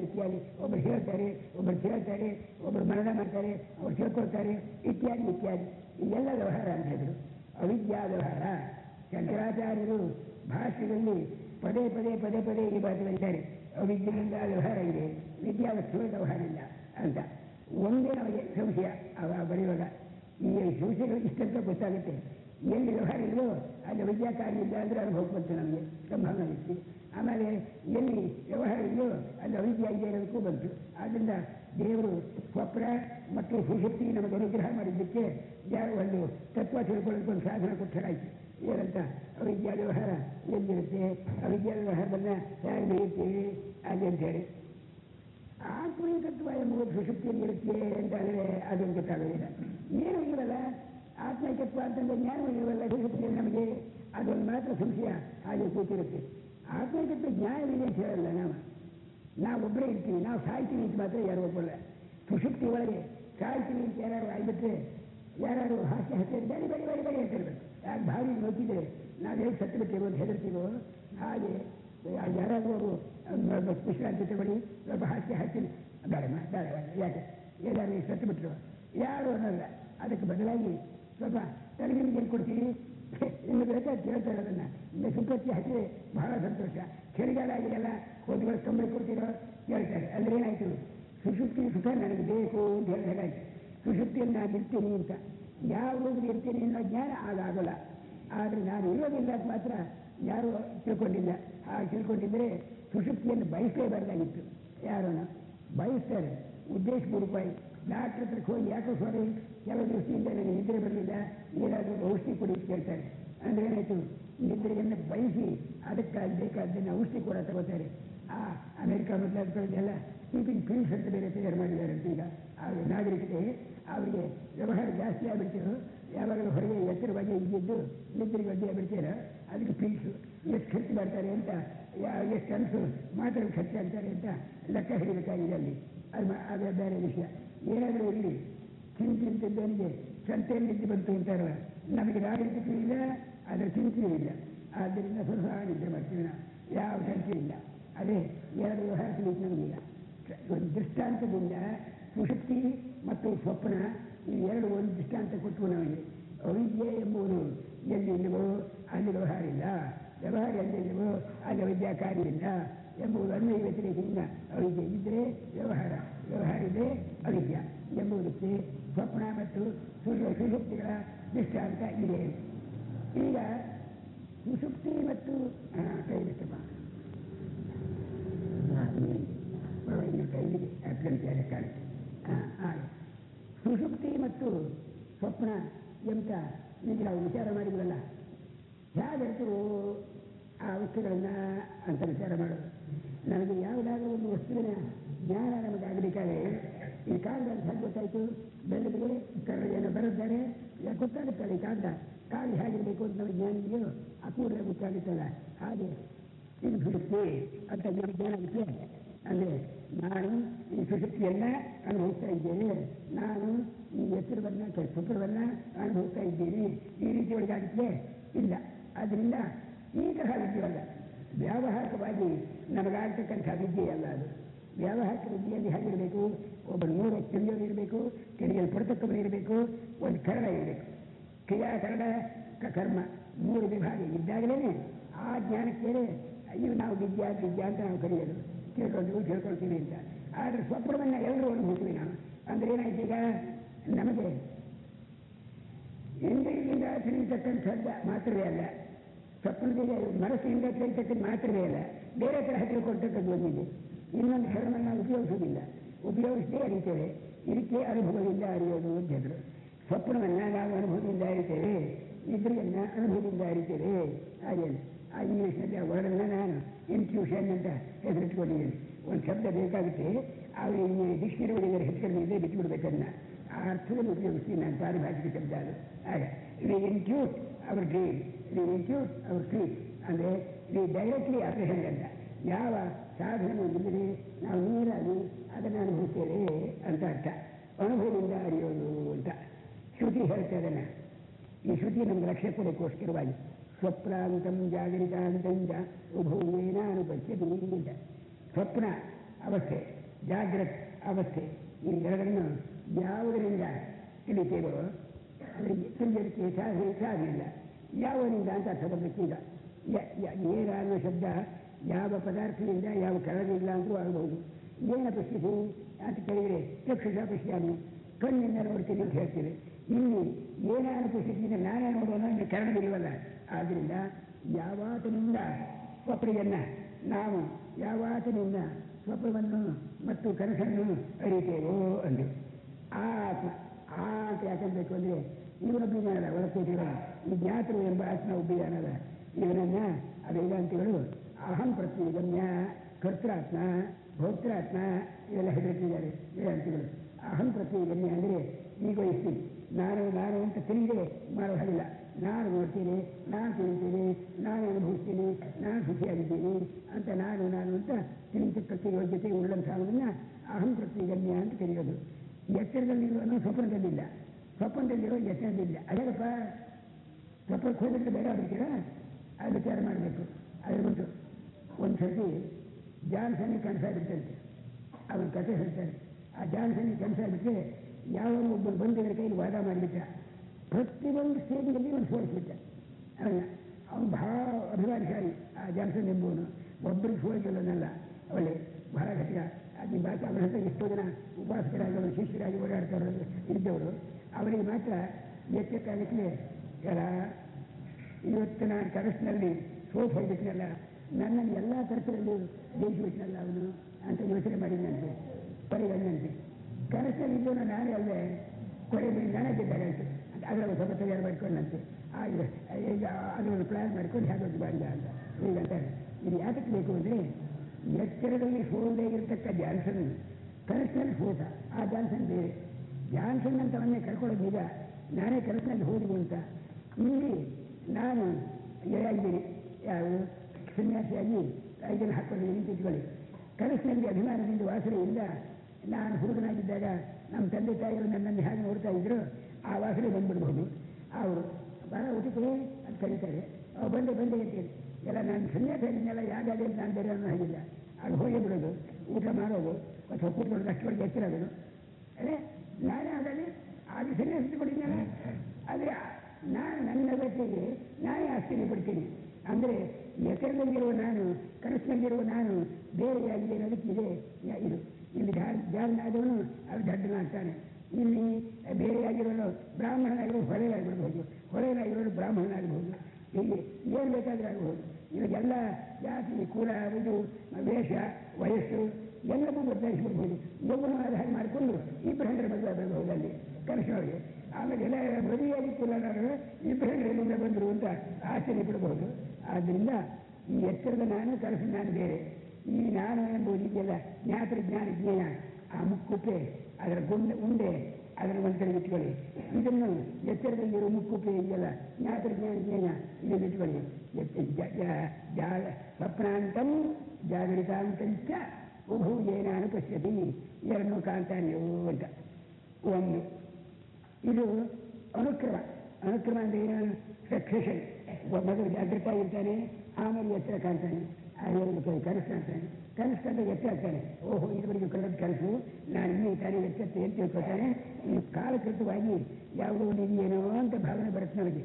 ಯಾವಾಗ ಕನಸು ಮೊದಲಾಗುತ್ತೋ ಎಚ್ಚರ ಮೊದಲಾಗುತ್ತೋ, ಕನಸಿನಿಂದ ಎಚ್ಚರದ ಮೇಲೆ ಪರಿಣಾಮ ಆಗುತ್ತೋ, ಎಚ್ಚರದಿಂದ ಪರಿಣಾಮ ಆಗುತ್ತೋ. ಜನಗಳೆಲ್ಲ ಎಚ್ಚರದ ಮೇಲೆ ಬಹಳ ಪ್ರೀತಿ. ಯಾವಾಗಲೂ ಇಸ್ಪೀಟ್ ಆಡ್ತಾ ಇದ್ನಲ್ಲ, ಅದರಿಂದ ಇಸ್ಪೀಟ್ ಆಡಿದ ಹಾಗೆ ಆಯಿತು ನನ್ನ ಕನಸಿನೊಳಗೆ ಅಂತ ಹೇಳ್ತಾನೆ. ಸಂಗೀತ ಮಾಡಿ ಅಭ್ಯಾಸ ಆದ್ದರಿಂದ ಸಂಗೀತ ಹಾಡಿದ ಹಾಗಾಯಿತು, ತರ್ಕ ವಿಚಾರ ಮಾಡೋದ್ರಿಂದ ತರ್ಕ ವಿಚಾರ ಬಂತು ಅಂತ ಹೇಳ್ತಾರೆ. ಯಾತಕ್ಕೆ ಇರುತ್ತೆ ಅವ್ರಿಗೆ ಇಲ್ಲಿ ಜಾಗೃತಿ ಮೇಲೆ ಪ್ರೀತಿ ಜಾಸ್ತಿ, ಅಲ್ಲಿ ಅನುಕ್ರಮ ಅಂತ. ಆದರೆ ಕಾಲ ಎರಡಕ್ಕೂ ಸಮಾನವಾಗಿರೋಲ್ಲ. ಕನಸಾಗಬೇಕಾಗಿದೆ.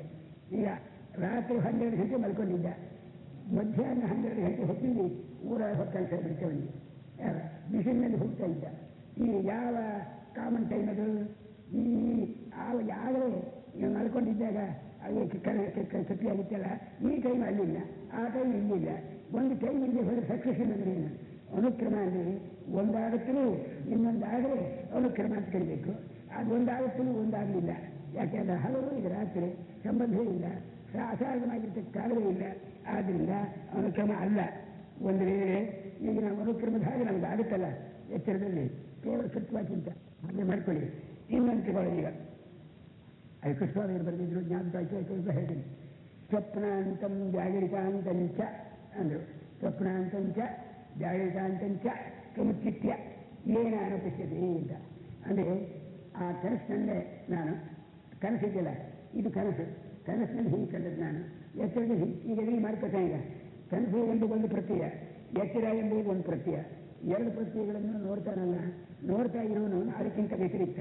ಈಗ ಎಚ್ಚರ ಆಗಿದ್ದಾನೋ ಕನಸಾಗಿದ್ದಾನೋ ಅದು ಹೇಳಬೇಕು. ಈಗ ಯಾವನು ಎಚ್ಚರವನ್ನು ಕನಸನ್ನು ತೂಕ ಹಾಕ್ತಾರೋ, ಹೇಗೆ ಒಬ್ಬರು ಹೆಚ್ಚು ಒಂದು ತಗಡಿ ತಗೊಂಡು ಈ ಕಡೆ ತೂಕದ ಬಟ್ಟು ಈ ಕಡೆ ಸಾಮಾನು ತಗೊಂಡು ತೋರಿದ್ರೆ ಅದು ಈ ತೂಕದ ಬಟ್ಟು ಸಾಮಾನು ಎರಡೂ ಅಲ್ಲ, ಎರಡಕ್ಕಿಂತ ವ್ಯತಿರಿಕ್ತವಲ್ಲದೆ.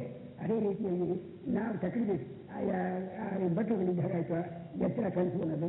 ಅದನ್ನು ನೋಡ್ತಕ್ಕಂಥ ನಾನು ಎರಡಕ್ಕಿಂತ ವ್ಯತಿರಿಕ್ತವಾಗಿರೋನು. ಏನ ಅವನು ವ್ಯಕ್ತಿ ಅಂದರೆ ಏಕಕಾಲ ಯುಗಪತ್ ಕಾಲದಲ್ಲಿಯೇ ಸ್ವಪ್ನವನ್ನು ಜಾಗೃತನ್ನು ನೋಡ್ತಾನಲ್ಲ, ಈ ರೀತಿ ಒಳಗೆ ನನಗೆ ಸ್ವಪ್ನ ಎಚ್ಚರ ಆಯಿತೆ ಅಂತ ಹೇಳಿ ಮಾಡಿದ್ನಲ್ಲ, ಆ ಆತ್ಮ ಹೇಳಲ್ಲ. ಆತ್ಮ ಅಂತ ಏನು ಉಪಯೋಗ? ಆತ್ಮನಲ್ಲಿ ವಿಶೇಷ ಮಹಾನಂತಂ ಅಂದ. ಒಳಗಿರ್ತಕ್ಕ ಆತ್ಮ ಆ ಅವಸ್ಥೆ ಕಟ್ಟಿಬಿದ್ದನು, ಇಲ್ಲಿರ್ತಕ್ಕ ಆತ್ಮ ಈ ಅವಸ್ಥೆ ಕಟ್ಟಿಬಿದ್ದನು. ಎರಡು ಅವಸ್ಥೆಗಿಂತಲೂ ಹೊರಗಾಗಿರೋನಾದ್ದರಿಂದ ಇವನು ಹೊರಕ್ಕೆ ಆಗಿರ್ತಕ್ಕ ಆತ್ಮ ಮಹಾನ್ ವಿಭು ವ್ಯಾಪಕನಾದವನು. ಎರಡು ಅವಸ್ಥೆಯು ಕಾಮನ್ ಆಗಿರ್ತಕ್ಕವನೇನು ಮಹಾಂತಂ ವಿಭುಂ ಆತ್ಮಾನ ಮತ್ವಾಧೀರೋ ನ ಶೋಚತಿ. ಅವರ ತಿಳ್ಕೊಂಡ್ರೆ ಶೋಕ ಬರೋದಿಲ್ಲ. ಶೋಕ ಬರಬೇಕಾಗಿದೆ ವ್ಯವಹಾರದಲ್ಲಿ ಬರಬೇಕು, ಇದು ಬರೋ ಹಾಗಿಲ್ಲ, ವ್ಯವಹಾರದಲ್ಲಿ ಸೇರಿಲ್ಲ. ವ್ಯವಹಾರಕ್ಕೂ ಸ್ವಪ್ನ ವ್ಯವಹಾರಕ್ಕೂ ಜಾಗ್ರತ ವ್ಯವಹಾರಕ್ಕೂ ವ್ಯತಿರಿಕ್ತನಾಗಿರ್ತಕ್ಕಂಥ ಆತ್ಮನಾಗಿದ್ದಾನಲ್ಲ, ಇವನನ್ನೇ ನಾವು ಹೇಳಿದ ಆತ್ಮವಿದ್ಯೆ ಅಂತ ವಿಚಾರ ಮಾಡೋದು.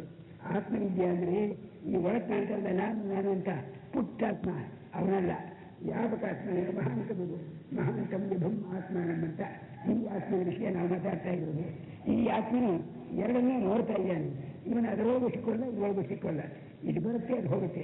ಸ್ಟೇಷನ್ ಅಷ್ಟು ಬಾವುಟ ತೋರಿಸ್ತಾರೆ, ರೈಲು ಬಂತು, ರೈಲು ಹೋಯಿತು, ತಾನು ಹೊರಗೆ ಸ್ಟೇಷನ್ ಒಳಗೆ ಕೂತ್ಕೊಂಡ್ಬಿಡ್ತಾನಲ್ಲ, ಹಾಗೆ ತನ್ನಲ್ಲಿ ತಾನು ಕೂತ್ಕೊಂಡು ಈ ಸಾಕ್ಷಿ ಎಂಬುವನು ಎತ್ತರವನ್ನು ಕನಸನ್ನು ನೋಡ್ತಾ ಇದ್ದಾನಲ್ಲ, ಈ ಆತ್ಮನನ್ನ ಯಾರು ತಿಳ್ಕೊತಾರೆಯೋ ಮತ್ವ ನ ಶೋಕ, ಅವನು ಶೋಕ ಇಲ್ಲ, ಶೋಕ ಕೂಡ ಅವನು ಇಲ್ಲವೇ ಇಲ್ಲ. ಈ ಆತ್ಮನಿಗೆ ಬರೋದುಂಟು.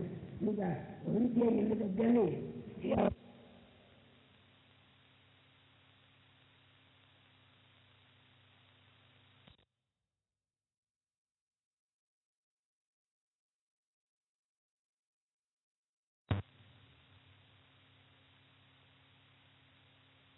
ಕೂತ್ಕೊಂಡ್ಬಿಡ್ತಾರಲ್ಲ, ಈ ಸಾಕ್ಷಿ ಎಂಬುವನು ಈ ಆತ್ಮನನ್ನ ಯಾರು ಶೋಕ, ಅವನಿಗೆ ಶೋಕ ಇಲ್ಲ. ಬರೋದುಂಟು.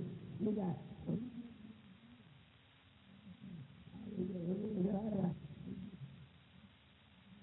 ಫಲವಿಲ್ಲ ಅಂತ ಹೇಳಿಲ್ಲ,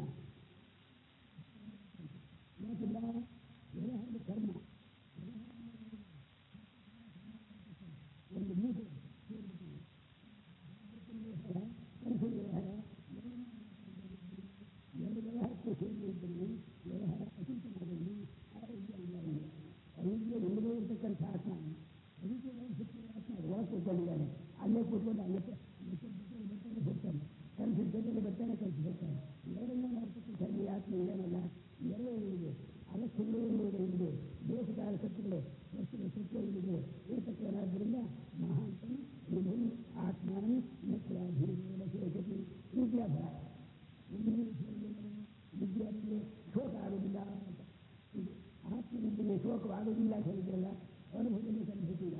ಕೆಟ್ಟ ಸ್ವಪ್ನ ಮತ್ತು ಜಾಗೃತಿ ಎಂಬುದನ್ನು ನಾವು ಪರೀಕ್ಷೆ ಮಾಡಿದಲ್ಲಿ ಯಾರು ಸ್ವಪ್ನವನ್ನು ಜಾಗೃತಿಯನ್ನು ಪರೀಕ್ಷೆ ಮಾಡ್ತಾರೆಯೋ, ಸ್ವಪ್ನಕ್ಕೆ ಜಾಗೃತಿಗೆ ಅತೀತನಾಗಿರೋದ್ರಿಂದ, ಸರ್ವ ವ್ಯವಹಾರ ಅತೀತನಾಗಿರೋದ್ರಿಂದ, ಸರ್ವ ಅವಿದ್ಯಾತೀತನಾಗಿರೋದ್ರಿಂದ ಹೇಗಾಯ್ತಲ್ಲ. ಹಾಗಾದ್ಮೇಲೆ ಇಲ್ಲ ತಿಳಬಾರ್ದು ಅವನಿಗೆ ಸುಲಭವಾಗಿ ತಿಳಿಸ್ಕೊಟ್ಬಿಟ್ರಲ್ಲ. ಆದ್ದರಿಂದ ಈಗ ನಾವು ಆತ್ಮವಿತ್ತರಾಗಲ್ಲ. ಆದ್ದರಿಂದ ಆತ್ಮವಿದ್ಯೆ ಆಗಿ ಹೋಯ್ತು. ಒಂದು ಉಪನ್ಯಾಸಗಳು ಬೇಡ, ಕೇಳೋದು ಬೇಡ, ಜ್ಞಾನಿಗಳನ್ನು ಅಂತ ಹೇಳಿ ಹೋಗಲ್ಲ. ಅತ್ಯಂತ ಆಶ್ಚರ್ಯ ಯೋಚನೆ ಇಲ್ಲ. ಆದ್ದರಿಂದ ಅಲ್ಲಿ ಕೂತ್ಕೊಳ್ಬೇಕಲ್ಲ, ಅದು ಕೂತ್ಕೊಳ್ಳೋದಿಲ್ಲ. ಇದು ಎಚ್ಚರಿಕೆಯಲ್ಲಿರೋ ಆತ್ಮಜ್ಞಾನಲ್ಲ, ಇದರೊಳಗೆ ಮತ್ತೆ ಬಂದು ನಾನು ಕೆಲಸ ನೋಡಿದೆ, ಇದಕ್ಕೆ ಬಂದೆ ಅಂತ ಅನ್ನೋದು ತಯಾರಾಗಿರ್ತೀವಿ ಹೊರತು ಎರಡಕ್ಕೂ ಹೊರತು ನನಗೆ ಎಚ್ಚರಿಲ್ಲ, ನನಗೆ ಕನಸಿಲ್ಲ ಅನ್ನೋ ಜ್ಞಾನದಲ್ಲಿ ಕೂತ್ಕೊಳ್ಳೋದಿಲ್ಲ. ಒಂದು ಮನೆ ಬಾರಿ ಕೂತೀವಿ, ಒಂದು ಮನೆ ಸ್ವತಂತ್ರ ಮನೆ. ಈ ಎರಡನೇ ನಿಜವಾಗಿ ಅವರು ಬೇಕಾದ್ರೆ ಎರಡು ಮನೆಗೆ ಇರ್ಬೋದು ಯಾರು ಅಂತಾರೆ. ಏನಾದರೂ ಅಂತ ಹೊರತಸ್ತು ಏನಾದರೂ ಅಜ್ಞಾನವಿಲ್ಲ. ಹಾಗೆ ಎರಡು ಕನಸು, ಈ ಕನಸು ಯಾವತ್ತರ ಎಲ್ಲೋ ನನಗೆ ಆಗಿದೆ ಅಂತ ಮತ್ತೆ ಎಲ್ಲ ಸುತ್ತಮುತ್ತಿದೆ. ಹಾಗಲ್ಲ, ಆ ಸಾಕ್ಷಿಯಲ್ಲಿ ನಿಂತಿತ್ತು ನಿಲ್ಲಕ್ಕಿಲ್ಲ ಅವಕಾಶ. ಆಗಿದೆ ಸರಿಯಾಗಿ ವಿಚಾರ ಮಾಡಿದ್ರೆ ಬರೋದಿಲ್ಲ. ಆತ್ಮಸ್ವರೂಪದಲ್ಲಿ ಸ್ವರೂಪದಲ್ಲಿ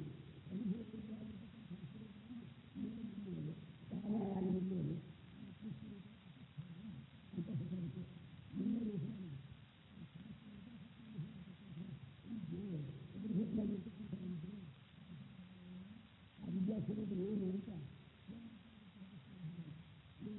ಅನುಭವದಿಂದ ಅವಸ್ಥೆಗಳನ್ನು ವಿಚಾರ ಮಾಡೋದ್ರಲ್ಲಿ ಯಾವ ಅವಸ್ಥೆಗಳನ್ನು ಸೇರಿದಂತಾಗಿರುತ್ತೆ, ನಮ್ಮಲ್ಲಿ ಯಾವ ವ್ಯವಹಾರ ಇಲ್ಲ ಅಂತ ಬಿಟ್ಟು ಆತ್ಮೀಯ ನಿಂತರೆ ಅದು ನಮಗೆ ಎಚ್ಚರಿಕೆ ಅಜ್ಞಾನ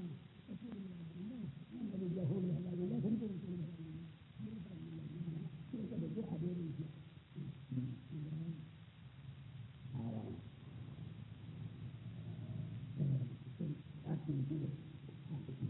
ಇವತ್ತಿಗೆ ಏನು ವ್ಯತ್ಯಾಸ? ನಾನು ಸಾಮಾನ್ಯವಾಗಿ ಕೆರೆಯುವುದು ಏನು ಹರಿಯುವುದು ಬ್ರಹ್ಮವಿದ್ಯಾ ಇಂಥ ತಿಳಿದರೆ ಅವ್ರಿಗೆ ಕ್ಷೇತ್ರ ಆಗೋದಿಲ್ಲ, ಮೋಹ ಆಗೋದಿಲ್ಲ, ಶಾಂತಿ ಬರುತ್ತೆ, ತೃಪ್ತಿ ಬರುತ್ತೆ, ಅಭಯ ಬರುತ್ತೆ, ಅನುಪತ್ಯ ಬರುತ್ತೆ ಅಂತ ಎಲ್ಲ ಹೇಳಿದೆಯಲ್ಲ. ಈಗ ನಾವು ಹೇಳುವಂಥ ಆತ್ಮವನ್ನು ಹೇಳಿದರೆ ಎಷ್ಟು ಬಂದೇ ಬಿಡುತ್ತೆ. ತಿಳ್ಕೊಂಡು ನಾವು ಅಲ್ಲೇ ನಿಂತು ಬಿಟ್ಟರೆ ಆದೀತು ಅದಕ್ಕೆ ತಯಾರಿಲ್ಲ. ಇವರಾಗಿ ಒಬ್ಬರು ನಾನು ಅವ್ರ ಹೆಸರು ಹೇಳಲ್ಲ, ಅದು ಆವಷ್ಟು ಹಾಗೆ ಪರಿಚ್ಛೇದ ಮಾಡಿ ವಿಶ್ರಾಂತಿ ಮಾತ್ರ ಹೇಳ್ತೀನಿ. ಒಬ್ಬರು ಒಂದು ವಿಷಯವನ್ನು ನಾನು ಕೇಳಿದ್ರು, ನಿಮ್ಮಲ್ಲಿ ಕೆಲವು ವಿಷಯ ತಿಳ್ಕೋಬೇಕು ಅಂತ ಮಾಡಿದ್ದೀನಿ ಅಂತ. ಅದಕ್ಕೆ ಸನ್ಯಾಸ ಕೊಡ್ತೀರಿ ಅಂತ ಕೇಳಿದೆ. ನಾನು ಅದನ್ನು ಸನ್ಯಾಸ ಕೊಡ್ತೀರಿ ಅಂತ ಹೇಳಿ ಯಾಕೆ ತಗೊಳ್ತಾರೆ ಹಾಗೆ ಅಂತ ಹಿಂದೆ ಸರ್ತಿ ಸನ್ಯಾಸ ಕೊಡಬೇಕು ಅಂತ ಹೇಳಿದ್ದೆಲ್ಲ ನೀವು ಇದು ಏನೋ ಅದೊಂದಿದೆ ಇದೆಲ್ಲ ಹಾಗೆ ಅಂತಂದ್ರೆ. ಆದ್ದರಿಂದ ಸನ್ಯಾಸ ತಗೊಳ್ಳೋದ್ರಿಂದ ಆಟ ಆಡೋರಿಗೆ ಏನು ಬೇಕಾದರೆ ಬೇಕು, ಬೇಡ ಬೇಡ ಅಂತ ಹೇಳ್ತೇವೆ. ಸನ್ಯಾಸ ಸನ್ಯಾಸ ಅಲ್ಲಿ ಬಿಟ್ಟೋದು ಸನ್ಯಾಸ ತಗೊಳ್ಳೋದಾದ್ರೆ ನಾನು ಪದ ಹೇಳ್ತೀನಿಲ್ಲ ಕೂಡಲೇ ಸರಿದು ಬಿಟ್ಟೋದು. ಹಾಗೆ ಆತ್ಮವಿದ್ಯೆಯನ್ನು ತಿಳ್ಕೊಂಡ್ಬಿಟ್ರೆ ಶೋಕವಿಲ್ಲ, ಮೋಹವಿಲ್ಲ, ಚಂದ್ರಿಲ್ಲ, ಮಕ್ಕಳಿಲ್ಲ, ಮನೆಯಿಲ್ಲ, ಬೇರೆ ಸಮಯ ಇದೆ ಅನ್ಸತ್ತೆ. ಮನೆ ಬಾಗಿಲು ಎಲ್ಲವೂ ತಪ್ಪಿಸ್ಕೊಂಡು ನಾವು ಇಲ್ಲಿ ವೇದಾಂತ ತಗೊಂಡು ಏನು ಮಾಡೋದು? ನಾವು ಎಸ್ಟೇಟ್ ಮಾಡ್ಕೊಂಡಿದ್ದೀವಿ, ಕಂದಾಯ ಕೊಡ್ತೀವಿ, ಪ್ರಾಪರ್ಟಿ ಇದೆ, ಈ ಸಲ ನಾನು ರಿಜಿಸ್ಟರ್ ಮಾಡಿದ್ದೀನಿ ಹೆಸರು. ನೀವು ನಿಮ್ಮ ವೇದಾಂತ ತಿಳ್ಕೊಂಡು ನನ್ನ ಯಾವ ಮನೆ ಸೇರಿಲ್ಲ, ಬಾಗಿಲಿಲ್ಲ ಅಂತ ನಾನೇ ತಂದೀನಿ, ನೀವು ಬೇಕಾದ್ರೆ ಅಂದ್ಕೊಳ್ಳಿ. ಅಂದೇ ಬಿಟ್ಟಿಗೆ ಹೊರಟು ಖಂಡಿತವಾಗಿ ನಾವು ಹೋಗ್ತಾ ಇರೋಲ್ಲ. ಅದರಿಂದ ಮನುಷ್ಯೋ ಎಂದು ಲೋಕದ ವ್ಯವಹಾರ, ಈ ನಾನು ಅನ್ನೋ ವ್ಯವಹಾರ ಬೇಡ ಅಂದರೆ ವ್ಯವಹಾರಿದ್ದಾನೆ. ತಂದ್ರೆ ಹುಟ್ಟನ್ನು ಹಿಡ್ಕೊಂಡು ನಾವು ಹಿಡ್ಕೊಂಡು ಬರುತ್ತೇವೆ, ಬಿಡಲ್ಲ. ಅದು ಬೇರೆ ವಿಷಯ. ನಾಳೆ ವಿಷಯ ಆ ವಿಷಯನ ಇನ್ನು ಸ್ವಲ್ಪ ಹೆಚ್ಚಾಗಿ ಹೇಳ್ತೀನಿ. ಪ್ರಕೃತ ಏನು ಇವತ್ತಿನ ವಿಷಯ ಎಲ್ಲ ಒಂದೇ ವಿಷಯ. ಅವಿದ್ಯೆ ಇದೆಯೋ ವ್ಯವಹಾರ ಇದೆ, ವ್ಯವಹಾರ ಇದೆಯೋ ಅವಿದ್ಯಾ ಕಾರ್ಯವಿದೆ, ಆ ವ್ಯವಹಾರ ಇದೆಯೋ ಅವಿದ್ಯಾ ಕಾರ್ಯವಿಲ್ಲ. ಸಂಭಾವನಾ ವ್ಯಕ್ತಿಗೆ ದೃಷ್ಟಾಂತಗಳಾಗಿ ಎರಡು ಅವಸ್ಥೆಯನ್ನು ತಿಳ್ಕೊಂಡಿದ್ದೀವಿ ನಾವು. ಅಲ್ಲಿ ಹೇಗೆ ತಿಳ್ಕೊತೀರೋ ಅಂದರೆ ಸ್ವಪ್ನದಲ್ಲಿ ಹೇಗೆ ಮಿಥ್ಯಾ ವ್ಯವಹಾರ ಜ್ಞಾನಾಗುತ್ತೆ ಅಂತ ಗೊತ್ತಾಗುತ್ತೆಯೋ, ಹಾಗೆ ಸುಶಕ್ತಿಯಲ್ಲಿ ವ್ಯವಹಾರ ಇಲ್ಲ ಅನ್ನೋದು ಹೇಗೆ ಗೊತ್ತಾಗುತ್ತೆಯೋ ಅದೇ ರೀತಿಯಾಗಿ ಮಿಥ್ಯಾ ವ್ಯವಹಾರವನ್ನು ಸರ್ವಥಾ ಆತ್ಯಂತಿಕವಾಗಿ ಕಳ್ಕೊಂಡು ಸರ್ವಥಾ ವ್ಯವಹಾರ ಅತೀತರಾಗಿ ಆತ್ಮನಲ್ಲಿ ನಿಂತರೆ ಆತ್ಮವಿದ್ಯೆ ಆಯಿತು. ಆ ವಿದ್ಯಾ ಸ್ವರೂಪ ಅನ್ನೋದು ಇವತ್ತಿನ ಒಟ್ಸಾರ. ವಿದ್ಯಾವಿದ್ಯೆಗಳನ್ನು ವಿವೇಕ ಮಾಡಿದಾಗ ಇದಕ್ಕೆ ಆತ್ಮವಿದ್ಯಾ ಅಂತ ಹೆಸರು. ಹಾಗೆ ಅಂತ ಆ ವಿದ್ಯೆ ನಮಗೆ ಬೇಕೇ ಬೇರೆ ವ್ಯವಹಾರದಲ್ಲಿ ಯಾಕೆ ಪ್ರಯೋಜನವಿದೆಯೇ, ನಾವು ತಿಳ್ಕೊಳ್ಳೋದು ನಮ್ಮ ವೃಕ್ಷ ಎಷ್ಟು ಫಾಯ್ದೆ ಎಷ್ಟು. ಯಾಕೆಂದರೆ ಎಲ್ಲರೂ ವೃಕ್ಷ ಫಾಯ್ದೆ ನೀಡಿರ್ತಕ್ಕವರು. ಯಾಕೆ ಬೈದೇವು ವಯಸ್ಸಿನ ವ್ಯಾಪಾರಿಗಳು ಮಾತ್ರವೇ ಅಲ್ಲ, ನಾವೆಲ್ಲರೂ ಇಲ್ಲಿ ಬಂದರೆ ನಮಗೆ ಎಷ್ಟು ಫಾಯ್ದೆ ಇದೆ, ಬಿಟ್ಟರೆ ಎಷ್ಟು ವೃಕ್ಷ ತಿಳ್ಕೋಬೇಕು, ಪ್ರಯೋಜನವಾದರೆ ಇಟ್ಕೊಟ್ಟು ಬಿಡ್ತೀವಿ ನಾವು. ಆ ವಿಷಯ ಬೇರೆ. ಬೇಕು ನೋಡಿತು ಅಂತ ಬೇಕಾದಂತ ಅಂತಾರೆ. ತತ್ವ ತಿಳ್ಕೋಬೇಕಪ್ಪ ನೀವು, ಬೇಕಾದ ಜಾಗಗಳಿಲ್ಲ. ತತ್ವ ತಿಳ್ಕೊಳ್ಳೋದಕ್ಕೋಸ್ಕರವಾಗಿ ನಾನು ಪ್ರಾಣನಾದರೂ ಕೊಟ್ಟೇನು ತತ್ವ ಬಿಡಲಾರೆ. ಅವರು ತತ್ವ ಜಿಜ್ಞಾಸುಗಳು, ಅವರು ವಿಚಾರ ಮಾಡೋದು. ಹಾಗೆ ನಿಜ ಬೇಕು ನನಗೆ, ನಿಜೋಪಜೆಯಿಂದ ಪ್ರಾಕ್ಟಿಕಲ್ ಆದರೆ ಬೇಕು ಇದೆ ಬೇಡ ನನಗೆ. ಆವಾಗ ಅದು ಬೇರೆ. ಆವಾಗ ಏನಾಯಿತು, ವ್ಯವಹಾರ ಸಂದರ್ಭ ಬಂದಾಗ ಹೇಗೆ ಆಗಬೇಕು ಹಾಗೆ ಮಾಡ್ತಕ್ಕಂಥ ಆಗಬೇಕು. ಆ ವ್ಯವಹಾರ ಶಕ್ತಿಯನ್ನು ಅದರಿಂದ ಅವನು ತಗೊಳ್ಳೋ ಹಾಗಿಲ್ಲ. ಯಾರು ಪರಮಾರ್ಥ ಯಾವುದು, ಪರಮಾರ್ಥ ಜ್ಞಾನ ಯಾವುದು ಅದನ್ನು ತಿಳ್ಕೋಬೇಕು. ಪರಮಾರ್ಥ ಜ್ಞಾನದಿಂದ ಅಜ್ಞಾನದಿಂದ ಆಗಿರುವ ಬಂಧವನ್ನು ಕಳ್ಕೋಬೇಕು, ಮುಕ್ತನಾಗಿ ಎಂದೆಂದಿಗೂ ಶಾಶ್ವತವಾಗಿ ಇರಬೇಕು ಅಂತ ಆಸೆ ಇದ್ದರೆ ಅವರು ವೇದಾಂತಗಳಿಗೆ ಅಧಿಕಾರಿಗಳು. ಆ ವಿಚಾರ ನಾವು ಮಾಡ್ತೀವಿ. ಈ ಉಪನಿಷತ್ತಿನಲ್ಲಿ ಅಂಥ ಜ್ಞಾನವನ್ನು ಹೇಳಿದೆ. ಈ ಉಪನಿಷತ್ತು ಎಂಬುದು ಯಾವ ಒಂದು ಪ್ರಮಾಣ ಅಂದರೆ ನಂಬ್ಕೋಬೇಕು ನೀವು, ಇಲ್ಲೇನಾಗುವುದಿಲ್ಲ ಅಂತ ಬಲಾತ್ಕಾರದಿಂದ ನಂಬುವ ಹಾಗಿಲ್ಲ. ಯಾಕೆ ಸಾರ್ವತ್ರಿಕವಾದ ಅನುಭವದ ಆಧಾರವಾಗಿರೋದ್ರಿಂದ. ನಿಮ್ಮಲ್ಲಿ ಯಾವ ಗುಂಪು ಸೇರಿ ನೋಡಿ, ನೀವು ಇಂಡಿಯನ್ನ, ಆಫ್ರಿಕನ್ನ, ಅಮೆರಿಕನ್ನ ಅದು ಕೂಡ ವಿಚಾರ ಮಾಡಲ್ಲ. ಮನುಷ್ಯಾಧಿಕಾರತ್ವ ಶಾಸ್ತ್ರಕ್ಕೆ ಮನುಷ್ಯ ಅಧಿಕಾರಿಗಳು, ವಿದೇಶಿಗಳಾಗಿರ್ತಕ್ಕವರು, ಸತ್ಯವಾದದ್ದನ್ನು ಹೇಳಿರ್ತಕ್ಕವರು, ಅಸತ್ಯವಾದನ್ನು ಬಿಟ್ಟೇನು ಎಂಬ ಧೈರ್ಯ ಯಾವನಿದೆಯೋ ಅವನು ಅಧಿಕಾರಿ. ಅದು ಯಾವ ಉಪನಿಷತ್ತಿನಲ್ಲಿದೆಯಲ್ಲ, ಸಂಸ್ಕೃತ ಭಾಷೆಯಲ್ಲಿದೆ, ಇದು ನಮ್ಮ ತಿಳಿಯಲ್ವಲ್ಲ, ಅಷ್ಟಕ್ಕೆ ಮಾತ್ರಕ್ಕೆ ಅಧಿಕಾರ ಬರೋಲ್ಲ ನಿಮಗೆ. ಸಂಸ್ಕೃತ ಬರೆದು ಕನ್ನಡ ಆಗಲಿ, ಹಿಂದೂಸ್ತಾನಿ ಆಗಲಿ, ಇಂಗ್ಲೀಷ್ ಆಗಲಿ, ಯಾವುದಾರು ಆಗಲಿ ತಿಳ್ಕೊಂಡ್ರೆ ತತ್ವ ಬರೋಲ್ಲ. ನಾನು ಅದು ಮಾತ್ರ ಬೇಕು. ತತ್ವಕ್ಕೋಸ್ಕರವಾಗಿ ನಾನು ಜೀವನ ಮಾಡ್ತಿದ್ದಾರಂತಾನು ಅವರು ಅಧಿಕಾರಿಯಾಗಿದ್ದಾರೆ. ಜಾತಿ, ನೀತಿ, ಕುಲ, ಗೋತ್ರ, ದೇಶ, ಯಾವುದು ಸ್ಟ್ರೀಟ್ ಬೇಕದು, ಶಾಸ್ತ್ರ ಬೇಡ, ಸ್ಟ್ರೀಟ್ ಬೇಡ, ಅಂತ ಹೇಳೋದಿಲ್ಲ. ಈಗ ಅದನ್ನೆಲ್ಲ ಕೇಳೋದು ಮನುಷ್ಯರಾಗಿ ತತ್ವವನ್ನು ತಿಳಿಯೋಕೆ ರೆಡಿಯಾಗಿದ್ದೀನಿ ಅಂತ ಯಾರಿದ್ದಾರೋ ಅವನೇ ನಿಜವಾದ ಮನುಷ್ಯ. ಮತ್ತೆ ಮನುಷ್ಯ ಎಲ್ಲ ಅನ್ಬೇಕು ನಾವು ನೋಡಿ. ಅದಕ್ಕೆ ಅಂದರೆ ಮನುಷ್ಯನು ಆಗ ವೇದಾಂತವನ್ನು ತಿಳ್ಕೊಂಡು ಸತ್ಯಗೊತ್ತಾಗಲಿಕ್ಕೆ ಮನುಷ್ಯರೇ ಅಧಿಕಾರಿ. ದೇವತೆಗಳೇ ಅಧಿಕಾರಿ ಉಂಟು ಮತ್ತು ಇತರರು ಉಂಟು.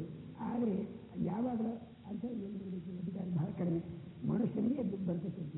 ಆದ್ದರಿಂದ ಹಾಗಿದ್ದವರು ಮನುಷ್ಯರೇ ಅಲ್ಲ ಅಂತ ಅನ್ಸ್ಕೊಬೇಕಾಗಿತ್ತು. ನಾವು ಯಾಕೆ ಇಟ್ಕೋಬೇಕು ಇವತ್ತು ನಾವು ಎದುರಿಸಿ ಪ್ರಸ್ಥಾನ ವಿಚಾರದಲ್ಲಿ ವಿದ್ಯಾ ಅಂತ ಏನು ಅಂತ ಸಾಮಾನ್ಯವಾಗಿ ಇವತ್ತಿನ ದಿವಸ ವಿದ್ಯೆ ಇದ್ದಲ್ಲಿ